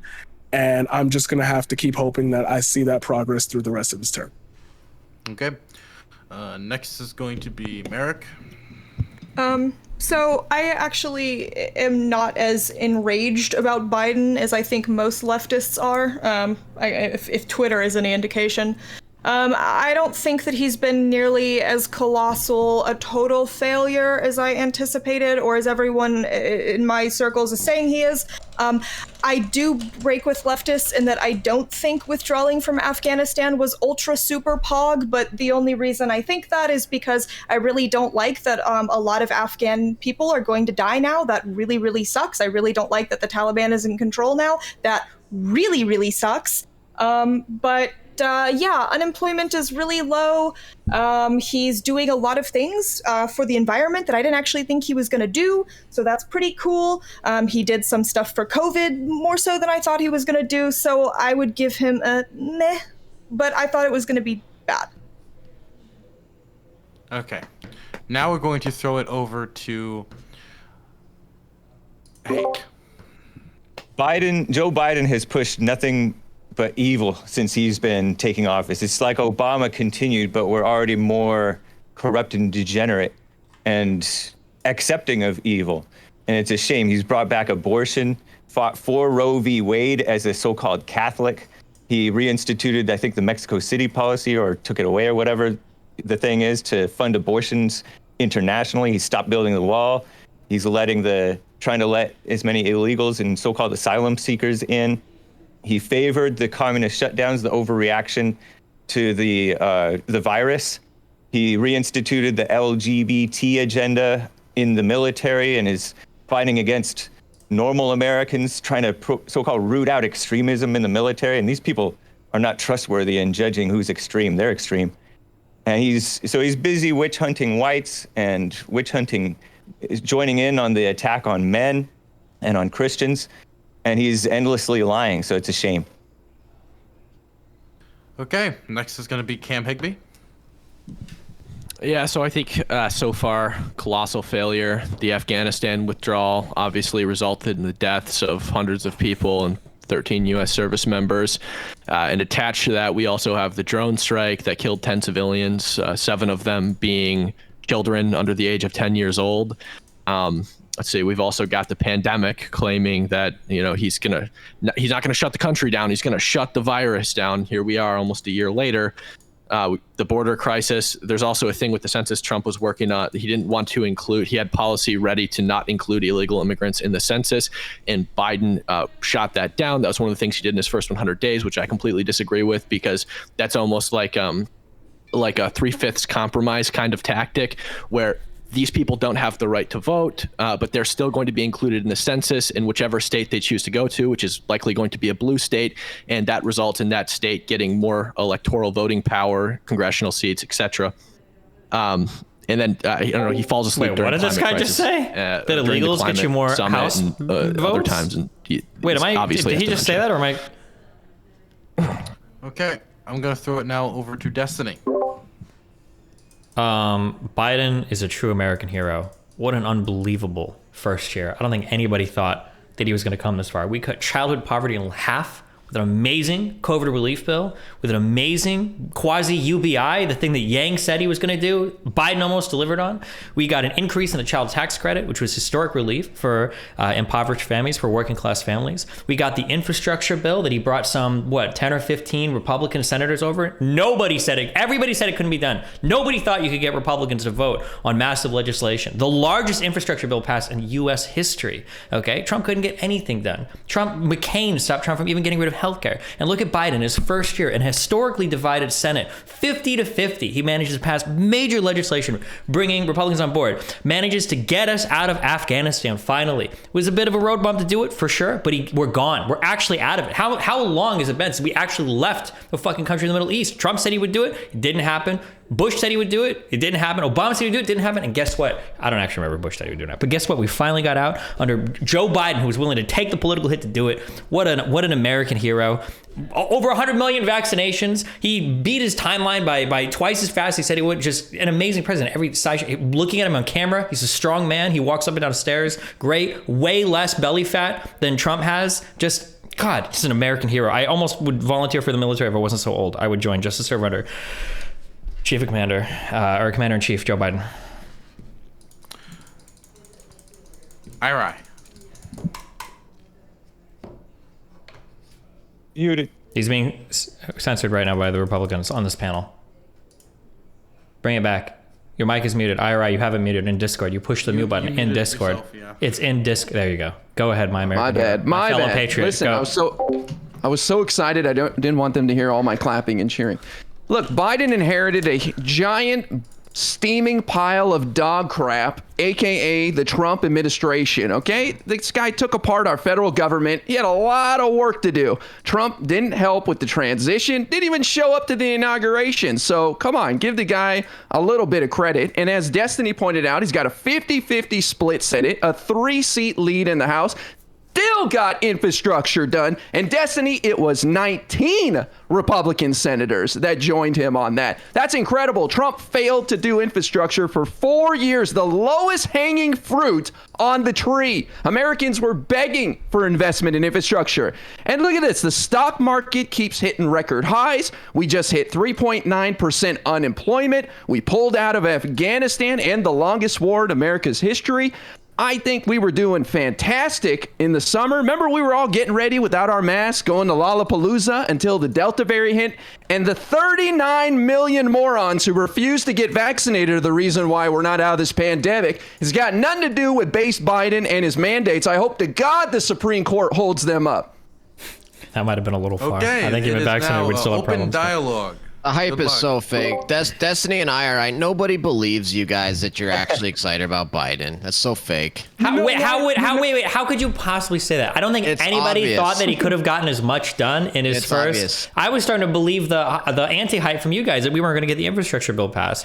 But The infrastructure bill is nothing. Like the Congress passes blowout spending packages all the time. you say And this is you say causing it's massive- nothing, but it Hold was on, let me wait. finish, Destiny, you got mad at you're me just for not letting lying. you You're finish, just and now here you are interrupting me again. Weasley little liar. Like, let me at least finish. Still lying. Like, I let you finish. No, but you're saying, oh, this is so great. He got these 2 blowout spending packages done. But guess what? That deficit and that debt is causing inflation, which hurting low-income people the most. Why don't you care about low-income people who are getting killed right now by inflation? In terms of causing inflation, so the cause of inflation is complicated. To say that it's just because of spending is just not true. If it was, because of spending. Well, what do you think are the primary drivers for inflation right now? The deficit and the debt are a huge impact on it. It's not the only thing, though. Do you think they're the largest impact, or? It's a major impact. It's getting smaller every time I ask. Okay. No, when we say major, do we say like so? Are you seriously? You're seriously taking the position that federal deficit spending doesn't cause inflation? Are you serious? This has been like the dragon that conservative. I don't even want to say economists, because I don't think even conservative economists believe this. If that was the case, then I think we would have been worried about spending under Trump. We'd been worried about spending under Bush, but we're never worried about spending under Republican presidents. Only when Democratic presidents come in and they have to bail out the entire fucking country from the absolute unmitigated disaster that the Republican president left before them. So whether it was Obama coming back in through the housing crisis, or whether it was Biden coming back in through whatever the fuck Trump left the country with, right? Now all of a sudden we're worried about the spending, right? And any extra Middle Eastern country that we want to get into war with, the spending doesn't matter. Or in any other pet project, massive corporate tax cut that Republicans want to do, the spending doesn't matter. But as soon as it comes time to spending money on those same working class people that you claim to care about, now all of a sudden it's a huge fucking problem. It seems to be the case from what I've read. Oh my God, he didn't let me finish. He didn't let me finish. And I was so close. Oh, I was so close. He didn't let me finish. Can I? Okay. So the main driver of inflation seems to be the fact that a lot of services are closed right now. It's really hard to spend money on services. A lot of the money that we're spending right now is disproportionately being spent on goods. And goods can only be shipped in so many allotted quantities, and that seems to be the big driver of inflation. But a lot of people keep saying everything is horrible, everything is bad. But guess what? As the supply chains adapt, all of these prices are slowly coming back down again. People were worried about lumber, and in like 6 months it came back down. People are worried about other goods. It's slowly coming back down. Yeah, there's going to be bumps. Yeah, there's going to be hiccups. It's an unmitigated, unprecedented disaster in terms of the shift in spending around the world, but we're recovering. We're making it because capitalism is a great system, my friend. The supply chains will adapt and evolve. It's happened in the past, and it'll continue to happen under the glorious future, God Emperor Joe Biden. I want to address something that IRI said earlier. So you said the 39 million Americans that still haven't been vaccinated. You blamed something on them. I forget what it was, but let's not forget that pandemic. Let's not forget that it was literally this administration, the members of this administration, that were sowing distrust in the vaccine last year. Let's not forget that. Kamala Harris. You're talking about Kamala Harris's comments. She wouldn't believe it if she heard it from Trump. Biden, Cuomo, and sure, Cuomo's gone now. Sure, Cuomo literally said that he doesn't trust the federal government. He won't recommend that New Yorkers get the Trump vaccine. Kamala Harris said I wouldn't trust Trump either. Okay, well, weird because Who the hell would trust Trump? I won't trust Trump with anything, dude. For a second, it's kind of weird. It's kind of weird that they're actually I am vaccinated. It's kind of weird that they're actually distributing the vaccine that was developed during the time of his administration right now, the same one that they were saying they didn't trust before. You think Trump was in the lab with a little beaker and a lab coat on? I don't trust what that guy says. I trust the CDC and the FDA. Why did Kamala Harris then say she wouldn't? Okay, weird. You trust the CDC, right? Because she said she wouldn't trust it if she heard it from Trump. Wait, IRI, you would trust the CDC for medical information, but you wouldn't trust President Trump? Wow, that's pretty silly, my dude. Wait, what? Call me crazy. Call me crazy. Okay, wait, Cam, hold on. No, Cam, I love this talking point. I'm so curious, okay? So we talk about how Democrats so distrust in the vaccine, okay? Are you telling me with a straight face right now? Because if we look at who's unvaccinated, right? We can look at the news being like Republican and Democrat. We can see who's not getting vaccinated. Are you telling me that the only time Republicans wanted to listen to a black woman in their life was when Kamala Harris is telling them not to trust the vaccine? What does that talking point even mean? Okay, so if Trump were to have been reelected, do you not think that rhetoric would have continued if it wasn't the Biden administration that took over and had the responsibility of distributing the vaccine? I do not think the Democrats. First of all, you're asking for like a counterfactual that I can never prove this, but no, I don't think the Democrats would have suddenly become anti-vax the same way the Republicans don't believe in fucking climate change. I don't think the Democrats will flip on those types of positions that hardcore like Republicans seem to sometimes. Well, they did flip really hardcore on it because as soon as they took office, they started pushing the vaccine and distributing it just like they're supposed to. I think it was after the trials. They wouldn't get it. It was after the FDA trial. The CDC trial. Stop. Yeah. Okay, 1 second. We need one person to talk at a time because you can't, we're talking over each other, okay? So we're going to have Destiny talk, then we're going to have Cam respond, okay? Destiny. Okay. Well, sure. The trust in the vaccines came once the trials were done and the CDC was approving them, or emergency use authorization approving them, and they were going through. And even in the prior comments we looked at, we can go look at the comments that I think Biden and Kamala Harris made comments before. It was something along the lines of like, we'll trust the process. I'm not going to trust anything Trump says, but we'll see what like the process is or whatever. And we follow the process, and the process, has resolved itself. We have vaccines. No, the rhetoric from these people was literally, I'm not getting it if it comes out under the Trump administration. We don't trust the federal government right now. Yes, it was. You're wrong. Yes, it was. Andrew, she didn't say anything about the federal government. Don't trust the federal government, and I will not recommend to New Yorkers that they get the vaccine. Kamala Harris, Joe Biden said, I trust scientists, I trust vaccines, but I don't trust Donald Trump, and neither can the American people right now. Nobody should trust him. If you don't think that's an illusion to people not to trust the Trump vaccine, then you're insane. And I don't think I think you're just making a non-argument right now. She said, I will say that I would not trust Donald Trump. If he tells me to get credible source, if he tells me to get it, I wouldn't trust that guy with anything. If he told me I'm standing in front of you, I'd be like, dude, I don't. Finish that quote. You don't love the truth. Finish that quote. I will say. Wait. Okay. So 1 second. Let's stop for a second. Destiny, you wanted him to finish. Yeah, finish the quote. I will say that I would not trust Donald Trump, and it would have to be a credible source of information that talks about the efficacy and the reliability of whatever he's talking about, like the CDC or the FDA. Who said that? And who said that? Kamala Harris. Okay, Kamala Harris also said, if Donald Trump tells me to get it, I'm not getting it. And the overall rhetoric was literally, I don't trust the federal government. I'm not getting the vaccine under the Trump administration. You're drawing that conclusion. You're drawing that conclusion, Cam. She didn't say that. Okay. She didn't say any of that. Okay, I don't trust the federal government doesn't include the CDC now. Apparently the CDC is not a She didn't say I don't trust the federal government. She didn't say anything about that. I literally said when I started this point that I was talking about Democrats, not just specifically Biden, not specifically just Kamala Harris, Democrats in general. Oh, you're moving them goalposts. They got some wheels on them. They're out in the parking lot at this point. I premised my argument. Roll it back. This is how I premised my argument, and I did it very carefully. You sure about that? I am absolutely sure. Roll them back. Okay. Man, we could have President Mike Pence. Okay, we're gonna go to shift. Okay, so, that was a great game of football. You're wrong about the Democrats and the left and vaccines. You're just wrong, and I'm gonna explain it to you because I spent 32 hours of my life sitting here looking through footage and quotes and everything, even though it was already said. The general messaging was that so much crap was coming out of Trump's mouth, and there were so many different people between Fauci and Birx and I still can't believe we let Stella Emanuel. I'm never letting Republicans get away with that. Y'all really had Demon Sperm Lady up there talking about some bullshit. Anyway, the idea was that if an administration that could push all these random ass cures, just like snake oil, would then want to push out a vaccine, I don't trust it. I don't have faith in you because you literally went out of your way to say, a chloroquine and this and ivermectin and all that bullshit. Y'all just dumb. Oh my God. That's not, you're wrong. You're just wrong. It's not an argument. Yeah, you're just wrong is not an argument. Okay, so I mean, when I say this, okay, I'll tell you what. So you don't know me. I'm gonna say this real quick. When I tell somebody that they're wrong, it's not because like I disagree with you. It's like whatever the fuck you're talking about is in the realm of like. You're over there, bro. Like that wasn't you say Democrats, you say the left. And I'm really looking out like I talk to Democrats, I talk to the left. I'm in the cities, I'm interviewing people. None of these people are saying that.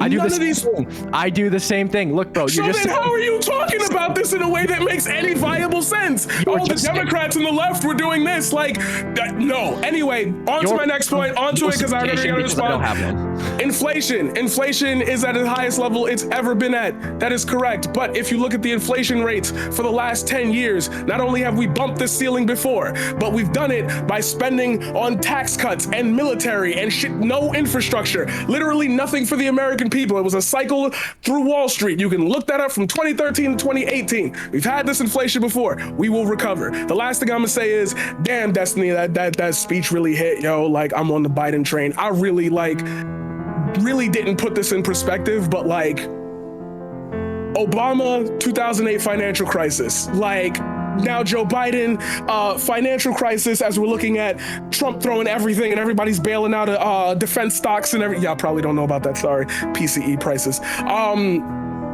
I didn't realize how much Biden has been able to accomplish, even though nobody wants him to accomplish anything. We look at his accomplishments as they've got to be big, and I get that now. By listening to this, listening to everybody talk, I get that. We're supposed to look at Biden as like universal healthcare, like we're supposed to like the big things.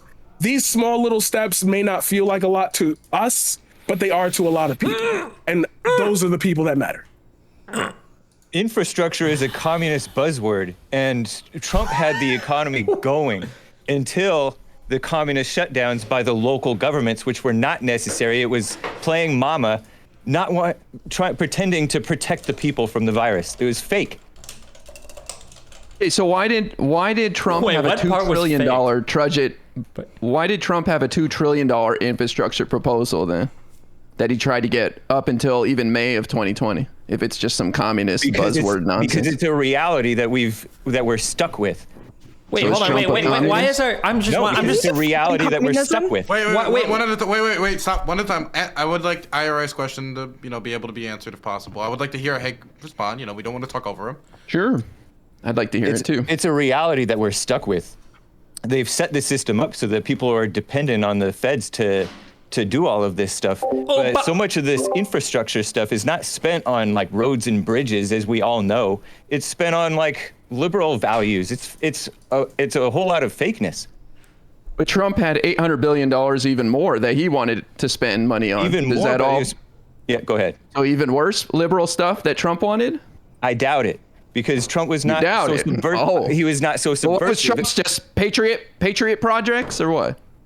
Definitely. Trump was for the country. Okay. Biden is for subverting the country. He's not an honest person. Trump was hated because he's told the truth. Biden is loved because he's a liar. Isn't infrastructure a good opportunity to like make friends, not enemies? Shouldn't this be something we all kind of come together on? Like, I don't understand how you can not be in favor of infrastructure. Like, is there a part of the bill, was there some amount of like finance like allocated? You're like, we shouldn't spend money on that? Or this just seems like such a no-brainer thing that everybody should be in favor of? Well, it's because these are dishonest people.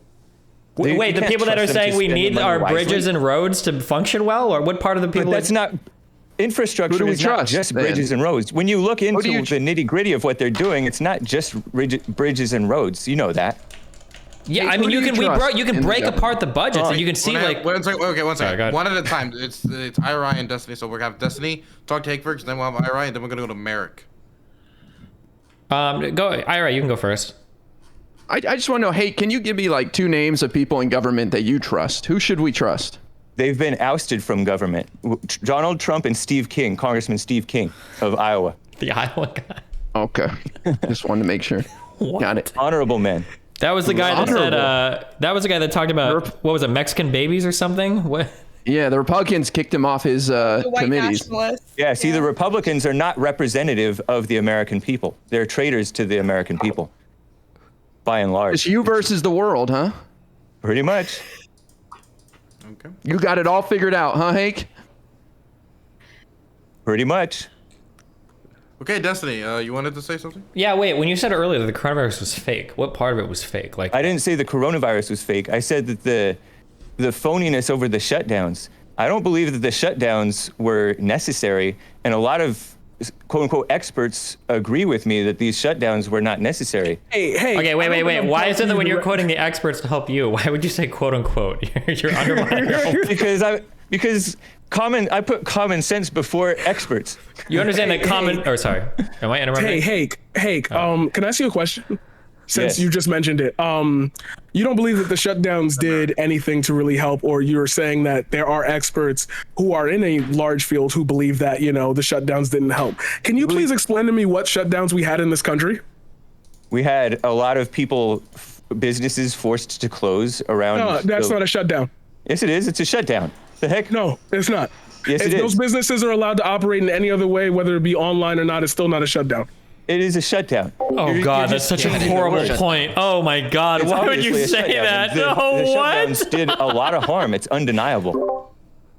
You're talking Yeah, about I Trump's argue that- 14 Hake is days. right on this one. Hake You're is right talking on about this Trump's 14 days to stop the spread, right? Right. 14 Yeah, days. I wasn't a spread. fan of that either. Okay. one. 15 days. 15 days to stop the spread. Trump did a lot of bad things, it sounds like, according to you. Yeah, he had the whole government against him, and he had a lot of bad advice and whatever. But Okay, he wait, had the best interests of America at heart. I gotta ask you, okay? Because Trump Then came Destiny, in. It has to be Merrick. Merrick's been waiting for a while, okay? Right. Okay, Trump came in as a business deal making guy. That was his whole point, okay? Now, you might think that the Republicans have a different agenda than him or whatever, but he was a Republican president. The Republican lawmakers largely backed him, at least publicly. If he can't get a government to work for him when he owns every single corner of that government, what the fuck kind of worthless fuck businessman is he? How is he supposed to do anything? Well, you well know that his own executive branch had a lot of people in it who were working against him. He can't just fire all the. Actually, yeah, in the executive branch, he absolutely can, and he did. He did it with the FBI. He did it with the DOJ. Bureaucrats. I don't think not that's career true, man. bureaucrats. You cannot. The president cannot unilaterally fire career bureaucrats. Hold on, I'm Cannot. sorry. Am I okay? I trust me. Am I There's incorrect? political Can't appointees. yeah, for the head of the FDA, the head of the CDC, the head of the FBI, the head aren't these all political appointees that are done at the will, the behest of the executive branch of the president himself? Yeah, Can he not remove or appoint new people? The here? head, yeah. So you can appoint the head, that's one person, and then you've got like 200,000 people beneath him that actually do everything, that were literally fighting tooth and nail and slow rolling everything. This is well known. If you're the CEO of a business, do you think you can use that excuse when you're leading your company? I thought Trump was all about taking responsibility and the buck stops here. Even for my small business, if one of my employees were to do something that represents me in a bad light, I can't just run around and be like, oh, I didn't mean for that to happen, right? You have to take responsibility for what happens. So why is Trump allowed to pass the buck here when he marketed himself as a businessman? Trump's not passing the buck. I'm passing the buck. I actually blame August all the time. Don't tell him that. I don't really make these excuses.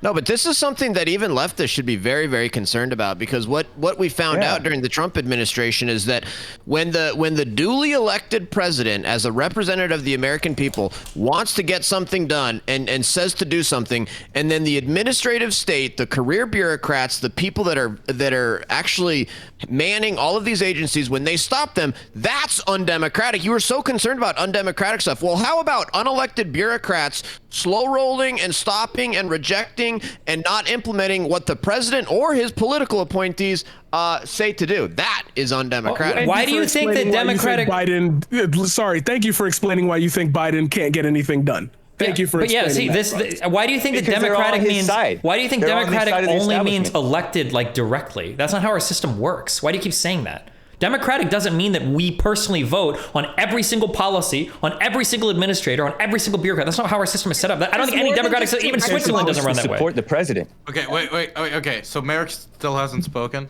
and if I don't let Merrick speak, then I'm gonna get canceled. So Merrick.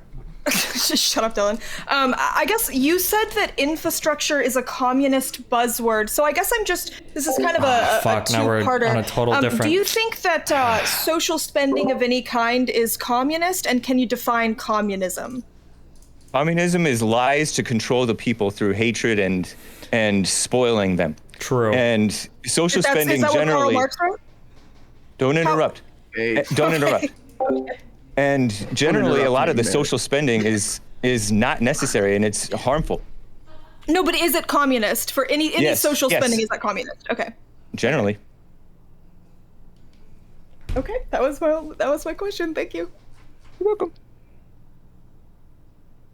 So I'm curious, do you guys believe that it's just a total waste of time to vote in any election? Is it just because it sounds like you always have an excuse for when it's funny because the only other people I hear cry about it this much are progressives. No offense to progressives, but like it sounds like you guys always have an excuse for why you can't get anything done. Like there's either going to be a bureaucrat standing in your way, there's going to be some court standing in your way. Like Donald Trump was the president. You had both halves of Congress. He got a lot done. And he got. What do you mean he got a lot done? They couldn't even repeal the fucking ACA, which was like their main hatred point of Obama for like 7 fucking years. Actually, they did repeal the worst part about it, which was the individual mandate. That's the big gone. call was, you can cope all you want, but the big call was repeal and replace. And all of us heard that gasp in the room when McCain said no for shooting down the fucking repeal and replace on that. You can pretend like that was a victory. So there's your answer. Okay. So no, and also for major legislative accomplishments, the only thing we really got under Trump were the tax cuts, which contributed to the very same debt and spending that you seem to hate so much. So how can you possibly say that Trump got a whole bunch of shit done? Like what? He got rid of a lot of regulations. We got rid of regulations. Wow. Okay. Trump was 1.5 trillion added to the debt. 1.5 trillion from the 2017 Tax Cuts and Jobs Act. 8 trillion added in the last 4 years under the Trump administration. Where were you complaining the last couple of years when they added $8 trillion? It's like almost double, right? Holy fuck! I've got videos. I've got videos on YouTube from 2016, 2017. Okay, so we're gonna have LCTRfan, we're gonna have Cam, then Hake, because I've heard all of them want to talk here. So I want to make sure they all get time to talk. And T-Jump hasn't talked in a while. Did you want to talk at some point? Okay, so LCTRfan. No, okay, so just so you guys know, I have been criticizing the spending and the deficits this entire time. So you guys keep saying, nobody criticized it during Trump. Yeah, lots of people did. And we've got videos to prove it from 2016, 2017, 2018, 2019. And the reason that Trump didn't have more legislative accomplishments is because Democrats controlled Congress and the House the second 2 years, and then Paul Ryan was the Speaker of the House, and they did get the tax cuts, which is major accomplishments. And then Trump actually, with what he could do with the executive power, he did way more in terms of foreign policy and cutting regulations and things like that than Biden has. What do you define success? What do you define as success for the Tax Cuts and Jobs Act? They were supposed to have like 6% GDP the next 2 years. It's still at 2%. What was the success? Well, because did you realize that we had COVID and that impacted GDP? But these are the 2 years before. In 2018, 2019, 2 years before the pandemic, buddy. Where is the success, lecture?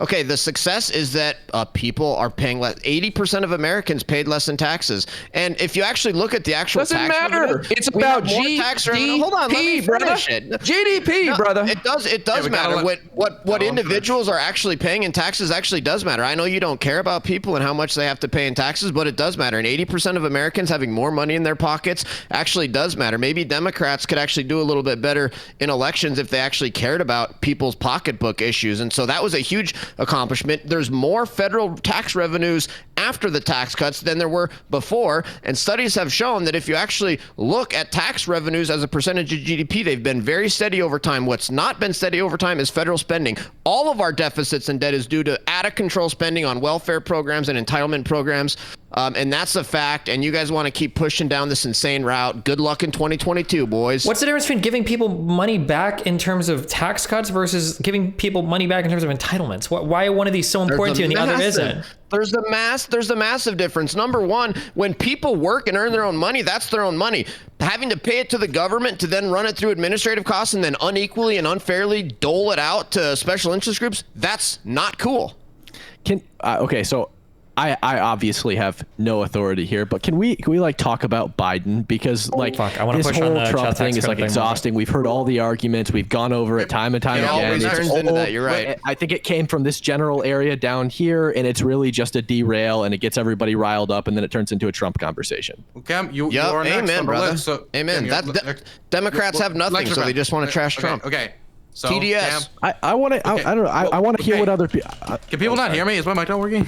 Okay. No, I'm sorry. That was my fault. Okay. Thank you.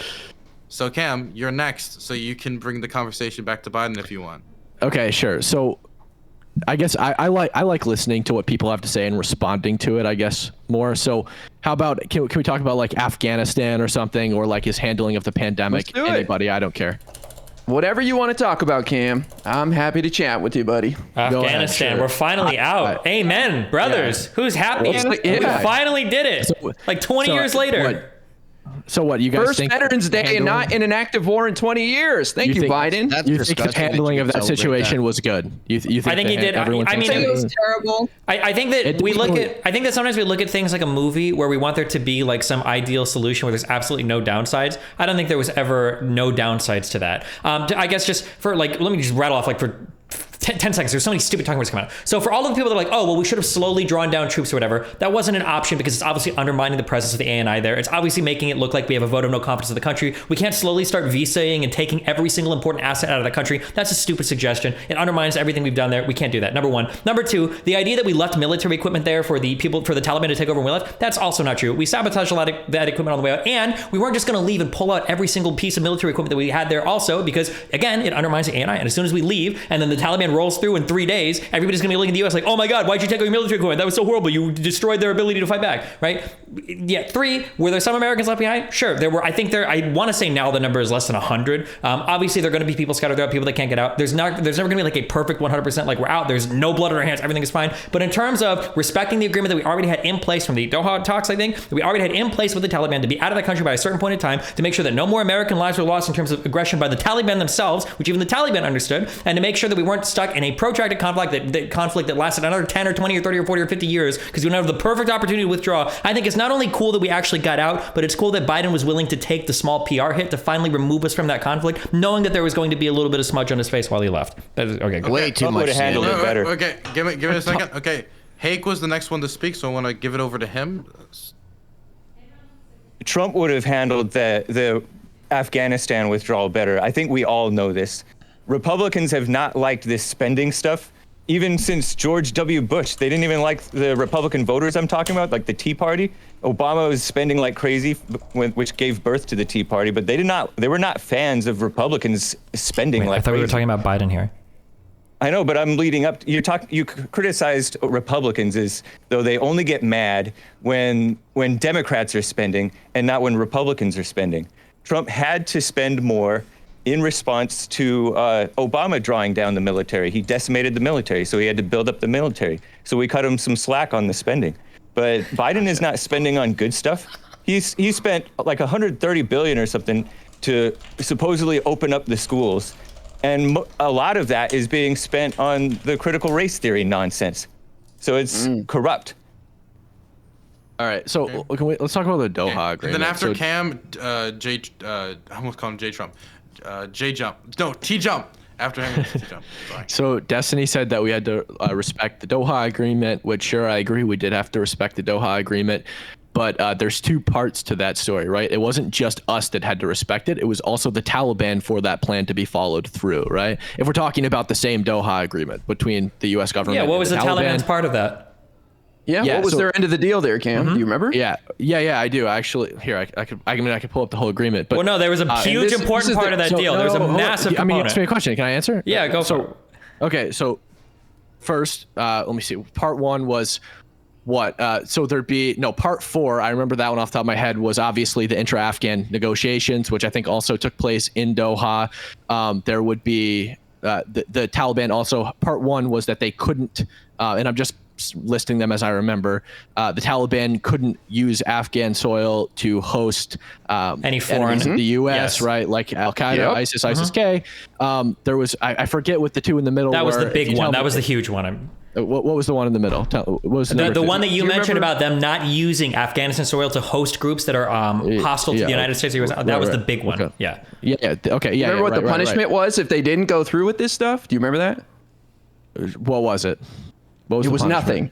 It was jack squat. That's what it was. Right. But the entire Great deal. The entire agreement, the entire drawdown of forces was contingent on the Taliban holding up to this deal. Literally, and they didn't. And they didn't. They exactly. And there was no punitive measures. And we counted on a 300,000 strong. Wait, listen. Under the Trump administration, largely, and I know, I'm sorry, I'm calling back the Trump administration, but I mean, I could pull up graphs. Obviously, you're not going to be able to see them. I could send them in chat, I guess. The violence on all sides was extremely low, right? Because one of the de facto parts of this agreement was that all violence on all sides would drop by 80%, right? This was vocalized by the Taliban. Who do you think committed the violence against our soldiers at the airport? Who do you think committed the violence against our soldiers? Do you think it was the Taliban? No, I don't think that it was. It wasn't Taliban. You're straw manning me just like you did with everybody else. So what violence are you talking about? What violence happened when Biden took over? Well, for one, the Taliban started attacking towns and gaining massive ground, obviously breaking the agreement. When I say violence on all sides, I'm talking about Taliban violence against coalition forces, Taliban violence against the Afghan security force, Afghan violence against the Taliban, violence, military violence of any kind. It was very, very, very low until Biden took over, and the Taliban apparently got it in their head that they now had the green light to start taking as much land as they possibly could. And in a very short period of time, they took 70% of the country. Biden pulled everybody out, didn't have any evacuation plan whatsoever. In Destiny, sure, we did sabotage a lot of the equipment, sure. But the Taliban undeniably did use our Humvees, our guns, and a bunch of other equipment, and our military drones to take territory. Like there's literally videos and pictures of them driving around in our Humvees and using the 50 cals on top to take villages and to take territory. It's undeniable. Sure, it's good that we sabotage some of it, but yeah, there wasn't a deal. My understanding is it wasn't a deal that the Taliban were going to split the country with the ANI and just leave, or that they were going to leave everything up. That was a hope. That was a hope, but it wasn't. It might have been a hope, but like agreement. So yeah, no. But what was the alternative then? Do we just stay forever? This is the problem that we get into. No, how is going out? It would have gone smoother. A good start would be an evacuation plan for, at the bare minimum, U.S. citizens in Afghanistan. As the Taliban are rapidly gaining ground, a good evacuation plan to get our people out before they just start slaughtering people, which they did, by the way, with our biometric databases. They went door to door testing people's irises to see if they were U.S. citizens or U.S. allies, and then literally hanging them or beheading them because we left our databases there. Or the devices. Wait, how many American citizens were slaughtered by the Taliban when we left?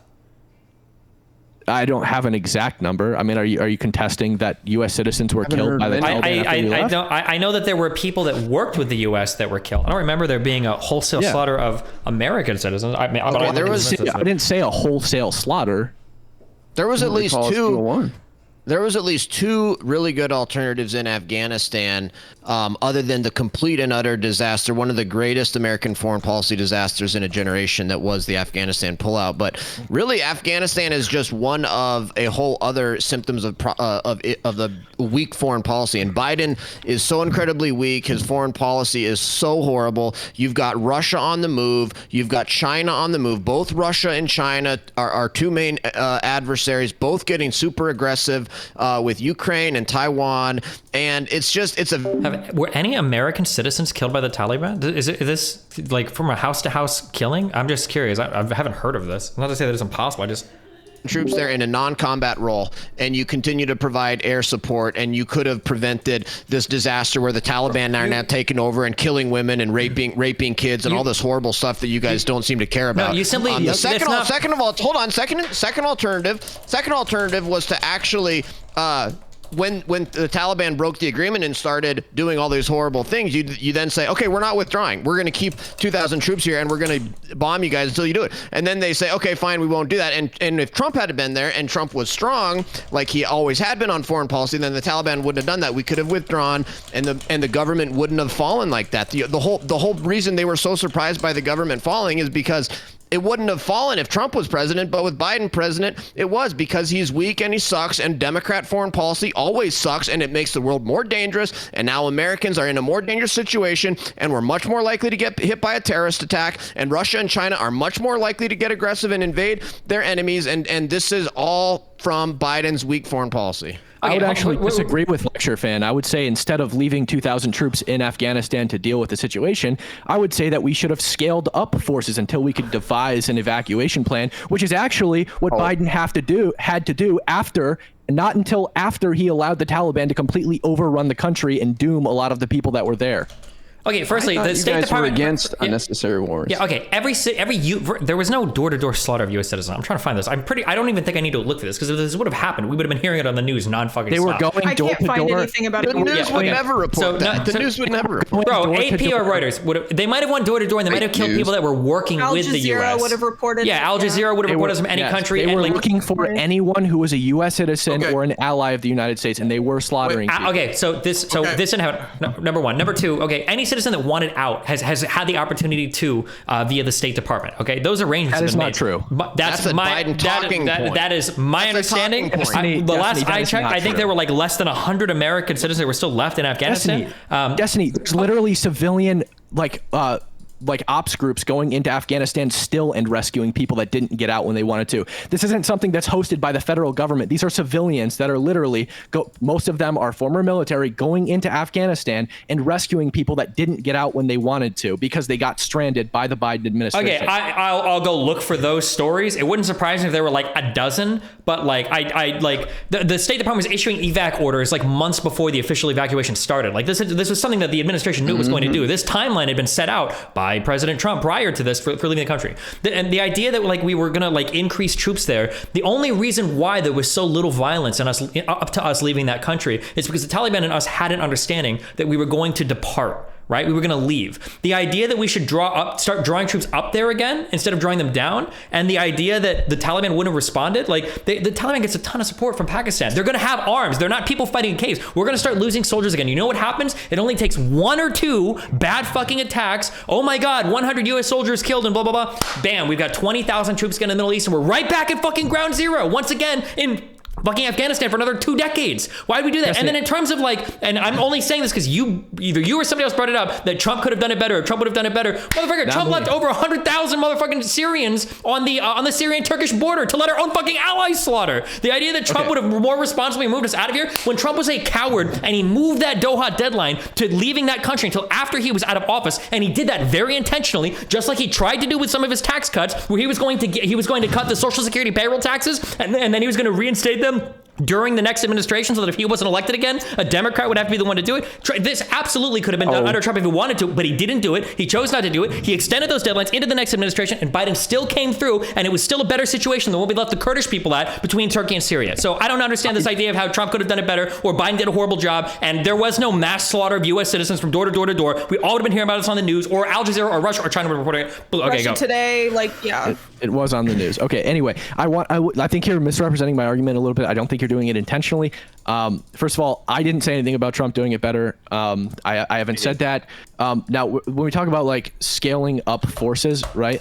I'm not saying that we should scale up forces and leave them there. I'm saying that we should have scaled up forces and devised an evacuation plan. If you're criticizing the idea of scaling up forces, you're also criticizing Joe Biden, the guy that you're defending, because that's ultimately what he did just before we fully withdrew. He scaled up forces, but he did it too late before he devised an evacuation plan, and we ended up getting stranded at the airport, which ended up being a slaughter. It was a slaughter. It was like 200 Afghan citizens died and 13 U.S. service members, Marines, and naval members, right? So, like, yeah, we should have scaled up forces, but we should have done it a lot sooner.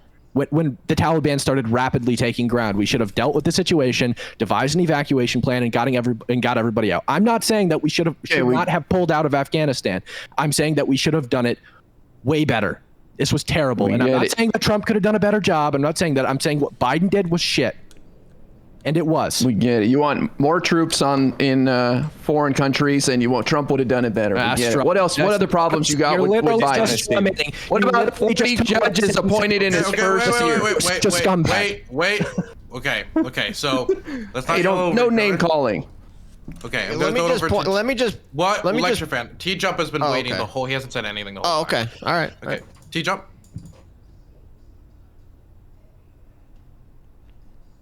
I mean, yeah, I think that the bigger problem is that even though I agree that Biden did many of the things Destiny said, I don't think they're that spectacular. I think that's like the bare minimum of what you would expect from like a competent politician, which we don't usually have in this country. So, I mean, I'm not impressed by any of this. I want a politician who's actually going to make a difference this and make guy is things so better for fucking people, boring. not just do the very bare minimum, which is pretty garbage. So, I mean, I don't know, like all this debate is over, oh, look, he did some very moderate crap and then did some other more bad crap. Oh, good. This is not like a good comparison. You could try to establish that Biden did a good job. He just did a less shitty job than the previous guy, which wasn't really a high bar. And a lot of the things Destiny mentioned are impacts that happened because of policies that were implemented 10 years ago. So it doesn't necessarily have to do with any of Biden's policies. These are things that have been in the works for a long time, and economic changes that have been in the works for a long time, like trying to get over the supply chain blockages for the wood because of the shipping things that had nothing to do with Biden. Pretty much that was just a time thing. So it's really not most of the things that Destiny mentioned Biden did really didn't have anything to do with Biden. And I don't really know like anything else that's been listed that shows he's done a good job. It's just, oh look, a mediocre politician doing mediocre politician shit, exactly like pretty much everything has happened. I mean, and comparing him to Trump was garbage. Of course he looks better than Trump. Everybody's better than Trump. So again, I'm not really seeing how this is any relevant to the actual topic of the conversation. Who do you think would be a good president, TJ? T-Jump. Me, I would be a good president. That's the only answer. Just as a record, the State Department says that right now there are fewer than a dozen U.S. citizens who want to leave Afghanistan, are prepared to depart, and have the necessary travel documents. The idea that there are like hundreds or however many, I don't know where this... Oh, you said there was none. You said there was none, Destiny. I don't think I said there was none. I think I said over and over again that there's probably like less than 100 or a couple dozen. I think I said that over and over again. I think that's what he said.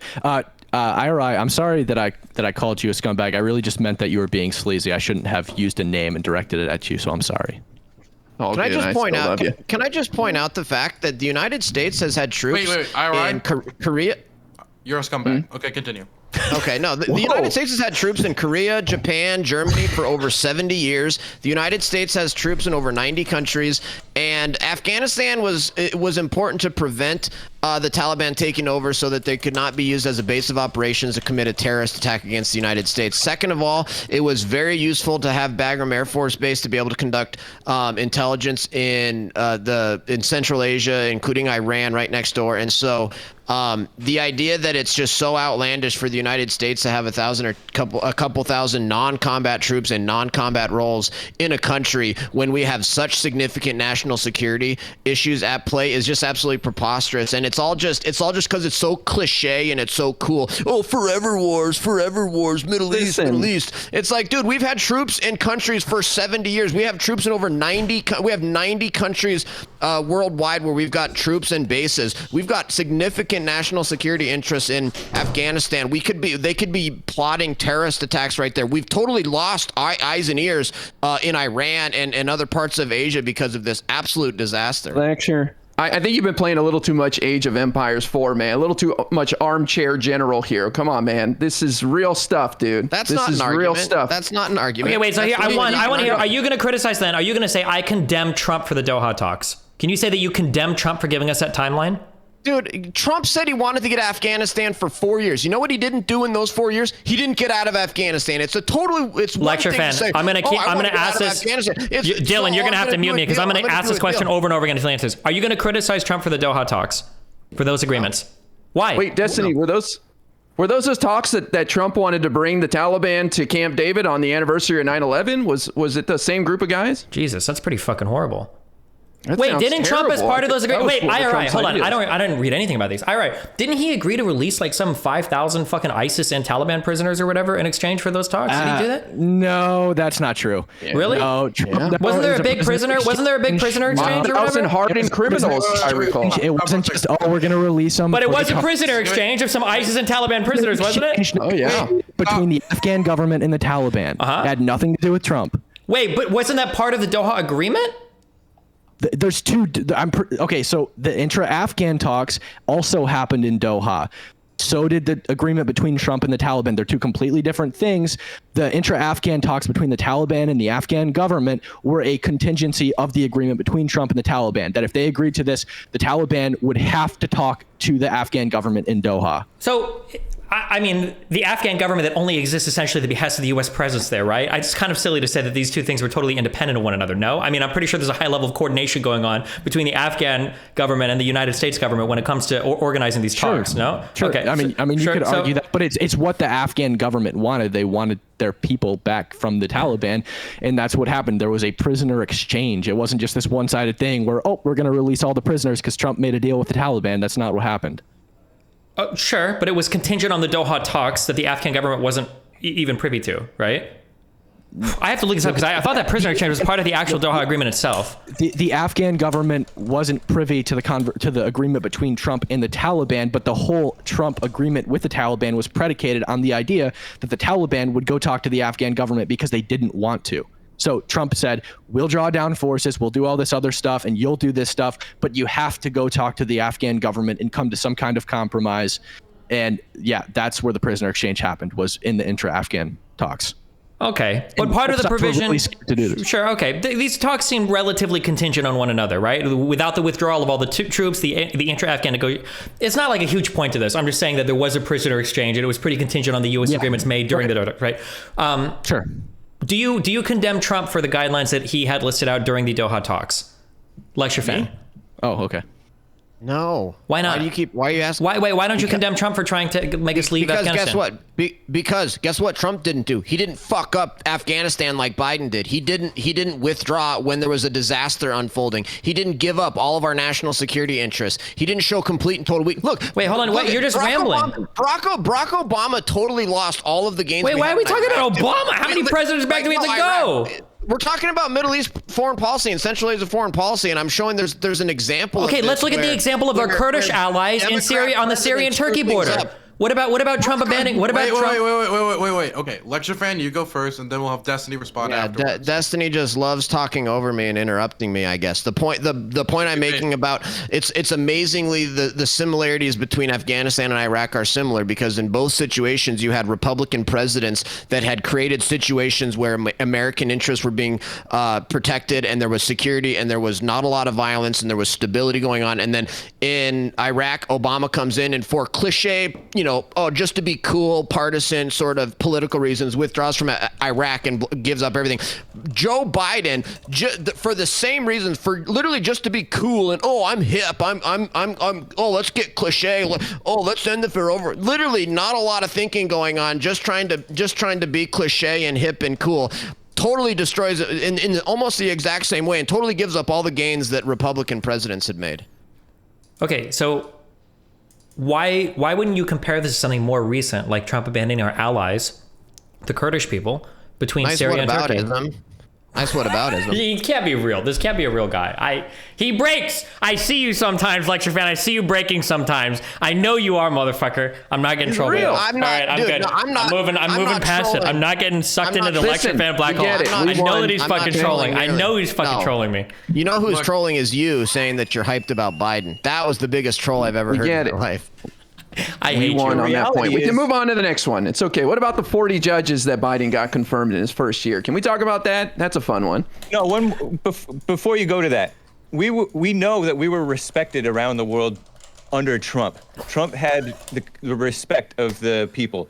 The globalist foreign leaders, he had them on their toes, and he was able to work with the tough ones too. He got along with the tough ones, which is better than us where we have with Biden.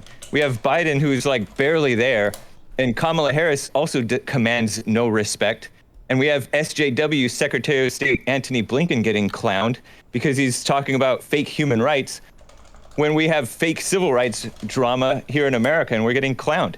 We're not respected around the world anymore, thanks to Biden. I mean, like when we got laughed at the UN when Trump made his speech? They could laugh, but they had to respect him. They had no choice. Even if you want to argue that people when I'm laughing at them. Irrelevant. Wait. Laughing means respect. Laughing is irrelevant. I respect you so much. Okay, please. Okay, give me a second. Okay, Haig said something and Ira was responding. I wanted that interaction to finish before anybody else jumps in. What were you saying, Ira? Well, I just recall when Donald Trump made a speech that he thought was serious, and the UN General Assembly was laughing, and I thought, I'm pretty sure he said, didn't know that was funny or something like that. But I guess that's your definition of respect, people laughing in your face. The UN are not respectable people. They're every other country in the fucking world. Wait, who the fuck respected us then, if not any of the members of the UN? What dimension are you from? They did respect. What dimension are you from? Hey, they had to cave to what he wanted. Nobody caved. What are you talking? Who caved? What are we talking about? We got no provisions from concessions from North Korea during those infamous talks. Even I think Pence, was on record, or not on record, but behind the scenes was complaining about how fucked we were. Or it might have been Tiller, Rex Tiller was the State Department guy was complaining about it. We got nothing from them. Our China back and forth fucking tariffs were a fucking disaster. We didn't really accomplish anything there. We didn't bring them to the table on anything. Well, like, where are all these concessions? Where are the people that respect us? Russia didn't give up fucking Crimea. I think they still have a presence in fucking Tillerson. Still have a presence in Georgia. What happened? Where's the respect?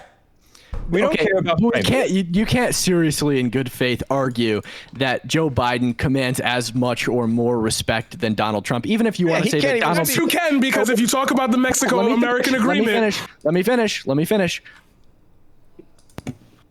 Okay. Joe Biden literally cannot form an English sentence. He goes to climate summits and actually falls asleep. And this isn't like, okay, he met with the president of Israel and everybody said he falls asleep. Bullshit. It wasn't real. Whatever. He literally fell asleep while world leaders were speaking at the climate summit. That's not true. Even the one where he's sitting up, there's actually a TikTok bullshit rumor. And an aide had to come wake him up. That's not a lie. Okay. These are boring. I'd fall asleep too. He can't speak. He literally can't. No, hold on. Was this the picture? The most important. Wait, this is the picture of him sitting like this. You think he was sleeping like this, like a fucking alligator? He was like this. Dylan is trying to talk. Okay. Thank you for the backup moderation. Okay, so we're gonna go to Shift because he's been waiting for so long. Was there another time? Oh, maybe there was another time. Away and figure it out in the meantime. Okay, Shift. Yo, first of all, y'all talking a lot, and it's like you're missing the forest for the trees when it comes to the Afghanistan pullout. Like, there is no better way to have done it. I'm gonna be honest with you. You're talking about executing a plan with a clear goal and date, and then executing that plan. How did we get back to Afghanistan? And I'm not gonna say it like I'm gonna say it this way, because I hope nobody takes it this way. But like, I don't care if it was a fucking disaster and like we just lost everything. Like, somebody opened their mouths in the government and did what they said they were gonna do. Like, at some point, like, we can get into the specifics of how that withdrawal plan failed, but like, we have somebody who opened their mouths and said, every president before me said, we're not gonna go to war, we're not gonna do this, we're not gonna do that. Biden, for all his old age and dementia and falling asleep, said he was going to do something and did it. Like, what do you want him to do? Should he have not done it? You said he could have done it better. He could have not done it at all. And now we're at a point where it's like, okay, so this man at least keeps his word when it comes to these high-scale political hits that he could take. If we're talking about if Biden's good or not in his first term, we want him to do more, but he's doing what he said he was going to do. Like, we're arguing over how good these plans are, but I got more food stamps. Like, he said he was boosting up that program. Like, that happened. We cut child poverty in half. We're giving people money to exist. That was the whole, the liberal plot. It's all gonna come crashing down. Prices are going back down. People are making billions. We're seeing record highs in companies. Like, you're arguing over the semantics of whether or not the things that we do are good or not, but they're getting done. The fact is that your former guy and most Republican people in general will say one thing and then do a whole other, and you still praise them for like some ungodly reason, when all the logic of what they do is to the same thing that you said the Democrats want with illegal immigrants, the CRT teaching about terrible American values. Like, you just talk and you act like people are numbers, yo. Like, you act like people don't exist on this fucking planet. I don't know what, like, just like, Biden sucks. Have I missed as any like the hype guy. I got the friends. I wish we had somebody older. Friends over he enemies. Fell asleep what else is there? At a meeting. That shit is boring. Like, I would fall asleep at that if I was the fucking president. Like, what do you want a guy to do if we're comparing Biden's record and saying, is he good? Is this worth like our time and attention on Democrat? Hell, like, no. Like, there's so much more that could be done. There's so much easier that, like, whatever. but the man is doing what he said he was going to do, whether we hate it or we love it. Like, that's it. Okay. Okay, I can't help but. Oh, sorry, Dylan. We're gonna go. Okay, Destiny, did you find anything on this, or anybody? Did anybody find anything on him sleeping?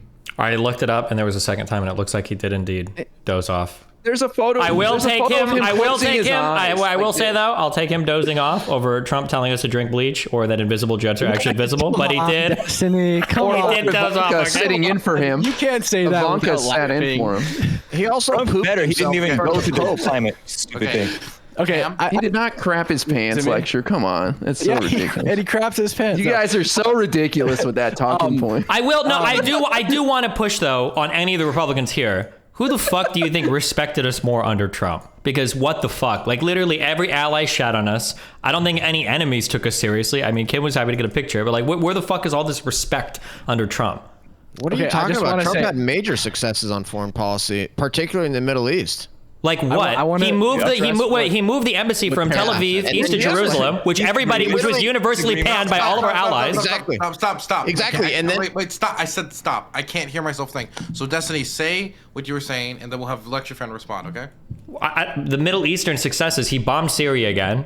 He bombed an airport in Syria. He moved the embassy east to Jerusalem, which I think was universally panned by every single ally we have. I think everybody criticizes for, except for there was like one other country that might have moved, like Kuwait or so, I don't remember. What are all these Middle East major I'll successes? tell you. All right. So first of all, Democrats always said that if we moved our embassy in Jerusalem, that would cause all this war and stuff. That turned out to be false. So why should we listen to you now? Second of all, after he moved the embassy to Jerusalem, I don't know if you know this, but there was actually a peace agreement and normalization of relationships between Israel and the UAE and Arab countries. He literally created peace in the Middle East. Oh, what successes? What peace in the Middle East? Ever heard of it? Okay. If we want to talk I about think stuff every- that every I think president every said they were going president to do. Yeah, I was just going to say that. Another thing that every president said they were going to do is move the embassy to Jerusalem, and none of them did it. But I want to talk about something Paradigm said. So I don't know if you noticed this while you were speaking, but you literally said that the withdrawal couldn't have been, there was no better way to do it, and also called it a failure in the same sentence. Did you realize that? And I explained that. There's no way you heard me talk that long and didn't hear me explain that literal rationale for you in the very next sentence. I don't know why you're hearing me talk and you're not like I don't know if it's going in one ear and out the other, but like I said, the explanation for that. Loud noise. It couldn't have been done better because we weren't ever planning to do it, but it was also a failure in the way it was executed. That makes perfect sense. Okay, Cam. And I think we had You're doing the same thing you did earlier. You're saying you're wrong, no citation, no articulation, nothing. You're wrong. It absolutely could have been done better. I listed one. I said one way that it could have been done better. Nobody contested it, and Lecture Fan also gave two ways that he thought it could have been done better, and nobody. Destiny might have contested. I don't remember, but I don't think there was a lot of contention there.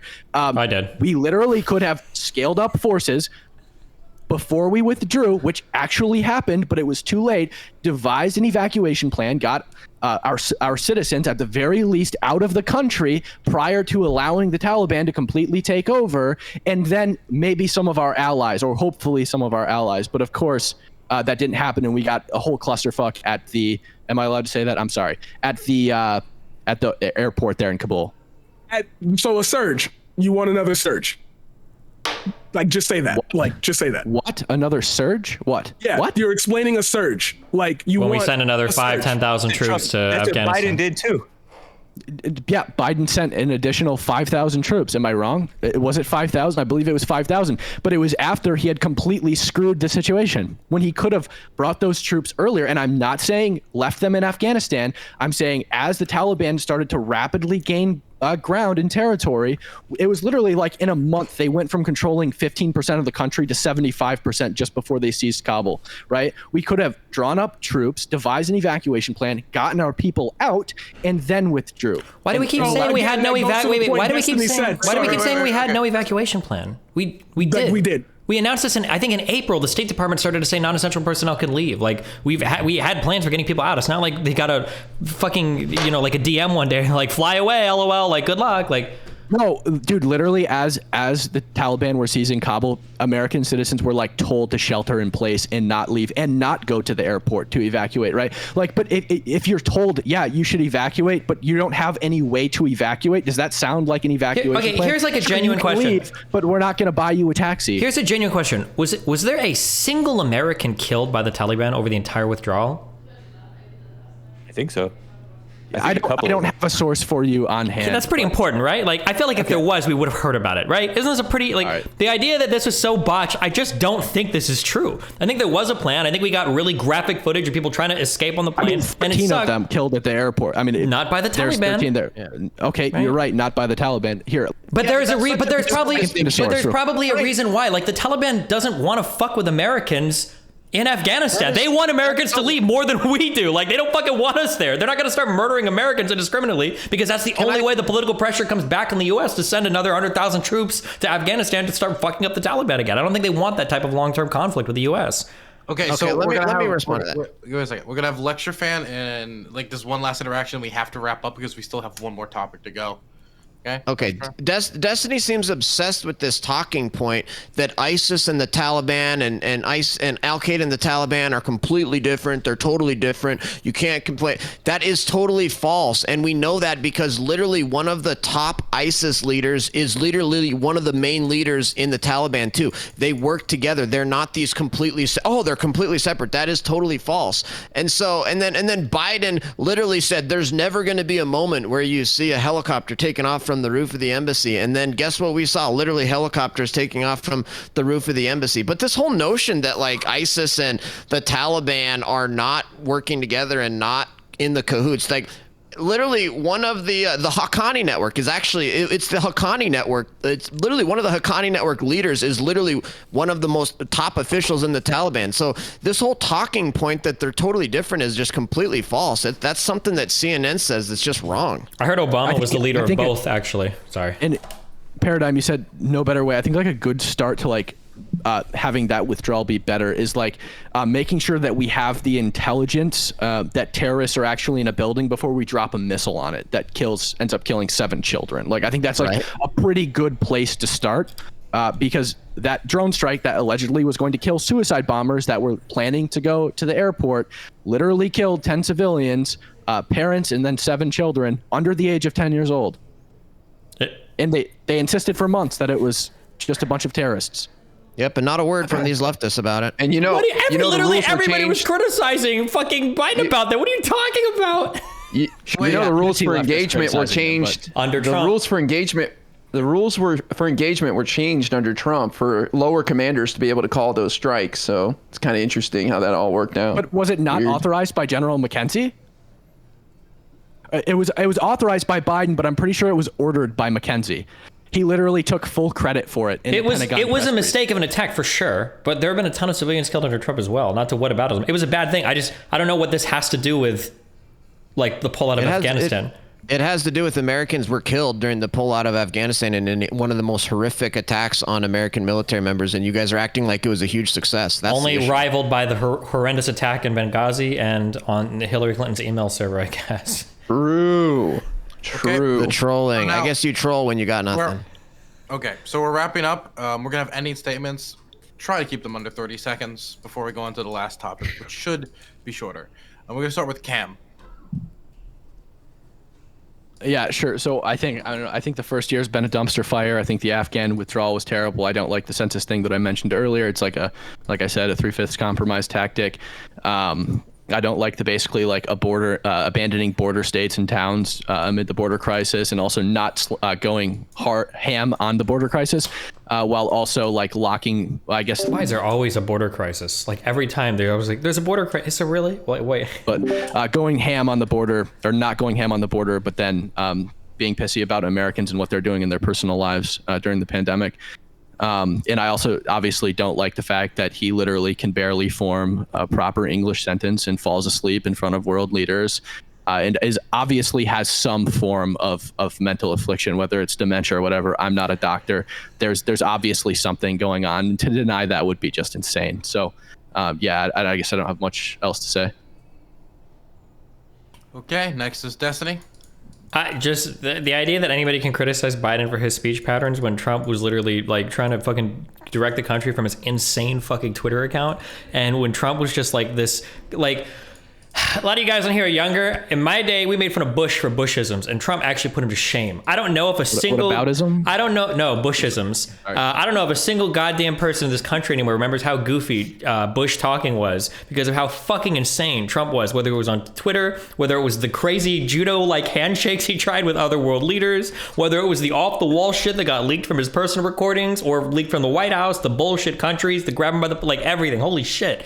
Yeah, I think that Biden is a much better leader. Yeah, he's a little boring, so boring that maybe he puts himself to sleep sometimes, but I will take the dementia-addled Biden, who seems to be a more capable and effective leader than Trump was. I think that says way more about Trump than it does about Biden. I think that what he's done with the coronavirus relief has been great. I think that the way he's handled the coronavirus so far, I think has been pretty great. And the way that we've handled our foreign affairs, I think we've gotten more respect around the world. I think that we can see that in how our NATO allies are being energized on the border of Ukraine, how it seems like Russia's not going to invade, how it seems like we brought people together to sanction and heavily condemn Russia for those actions. And I think that domestically, he's done a good job as well. We've managed to get through another horrible fucking fuck up that a Republican president has granted a Democratic one. We are hitting all-time highs in our economy again. We're bolstering the economy. Unemployment is 3.9%.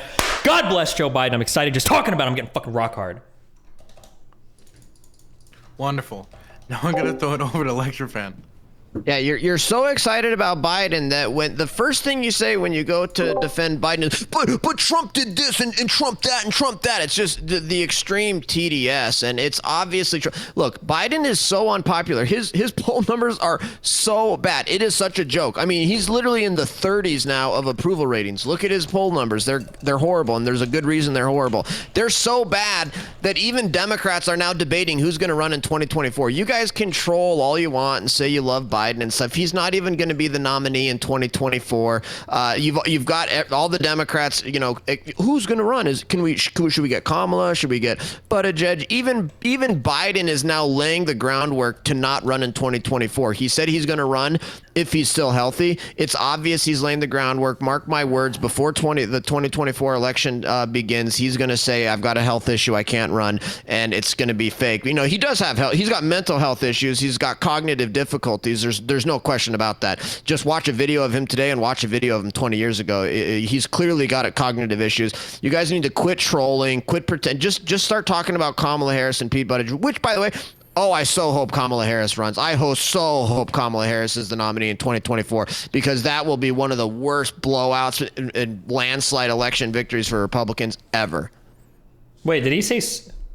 Oh, your mic. Did he say 70 Nixon at the end? Did you hear that? LCTRfan? Okay, we're gonna... What? Oh, your mic cut out. I thought you were referring to the fact that in the past 70 years, only Nixon has polled more unapproval than Trump had. The disapproval voting there, but never mind. Sorry, go ahead. Okay. Oh yeah, very clever. Okay. Fuck! I stumbled. I don't get it. You had him. Look, I think Biden, again, I just want to say, like, in the past 70 years, I think the only person that had a higher disapproval rating than Trump leaving office was Nixon in 74. At 66% disapproval, and then Trump was at 62% disapproval when he left office. 40 judges confirmed to the federal bench. Trump had less than 20. I think that's pretty amazing. I remember the judges being one of the cornerstones of Trump's legacy. I got so many judges. Well, Biden seems to be beating that record, and it's amazing that Biden is accomplishing all this with a 50-50 split Senate, 3-seat lead in the House. Now, I want to remind people the stock market is still booming, setting records. Beautiful. Look at your 401ks, folks. 3.9% unemployment. And to address LCTRfan's point, his poll numbers are low. He's taken on some difficult tasks, but the people voted him in to take care of the pandemic. And you know what? Things were actually looking pretty good in the summer before the Delta variant came out of nowhere. And now we've got Omicron, which is just about to give us some herd immunity. And we are going to be heading into this year with inflation coming down, thanks to the Federal Reserve raising the rates 3 times. They're predicting 2.5% inflation by the end of the year, 3.5% unemployment. And boy, when the Supreme Court overturns Roe v. Wade this summer, I don't know if those midterms are going to be looking so good for you anymore, boss. Okay, now I'm going to throw it over to T-Jump. Yeah, I mean, I think most of the pro-Biden arguments here is that he's better than Trump. I mean, that's a pretty low bar. I don't know if your comparison to Trump is actually seriously a reason to think he's good here. Like saying he's like slightly better than the shittiest president ever is not really a great strategy for making a compelling case that he was actually good. I don't really think he's good. I don't think any of the current politicians are good because none of them are actually doing anything to make actual real progress, like paradigm shift mentioned. There's actually things politicians could do to actually make progress, and none of them actually do it. They're all kind of garbage. That's my position. Okay, I'm gonna throw it over to paradigm shift. This guy is so brave, the bravest. A DGG favorite. I hate it here. I agree with T-Jump. I also agree with, even if it's fake, Destiny's enthusiasm over Biden. I believe that progress could be made in a lot more bigger strides, but I'm an idealist and I don't know how these things work in a general framework. But I do see at least people in my communities actually having a little bit more to survive off of. And I'm going to just, like, I know it's something small, but like for a lot of people, food stamps does matter. And like just that alone is like, hey, somebody gave us a nugget. And I know that's not a lot to like write home about, like, yeah, Biden's the greatest president ever. But like, again, guy who delivered on his promises or what he wanted to do, even in a weak way. He did what he said he was going to do. Most politicians I've met in my lifetime do not do anything remotely close to what they say they're going to do. So I'm going to mark Biden's first term as I think Merrick said, give him a thanks. Okay, I'm gonna throw it over to Merrick. Yeah, I never wanted Biden. Definitely was not the candidate that I would have chosen, but here we are, better than Trump. Okay. I like that he ended family separation at the border. I actually think he hasn't really gotten anywhere near enough credit for that. I like that he has got us back into the Paris Climate Agreement. I like that they're talking about redoing the infrastructure to do, low and zero carbon emissions. I like that they're talking about environmental justice for historically disenfranchised communities. I like that he really took the pandemic seriously. And I hope that it continues to be a little bit better than I expected. So that's it.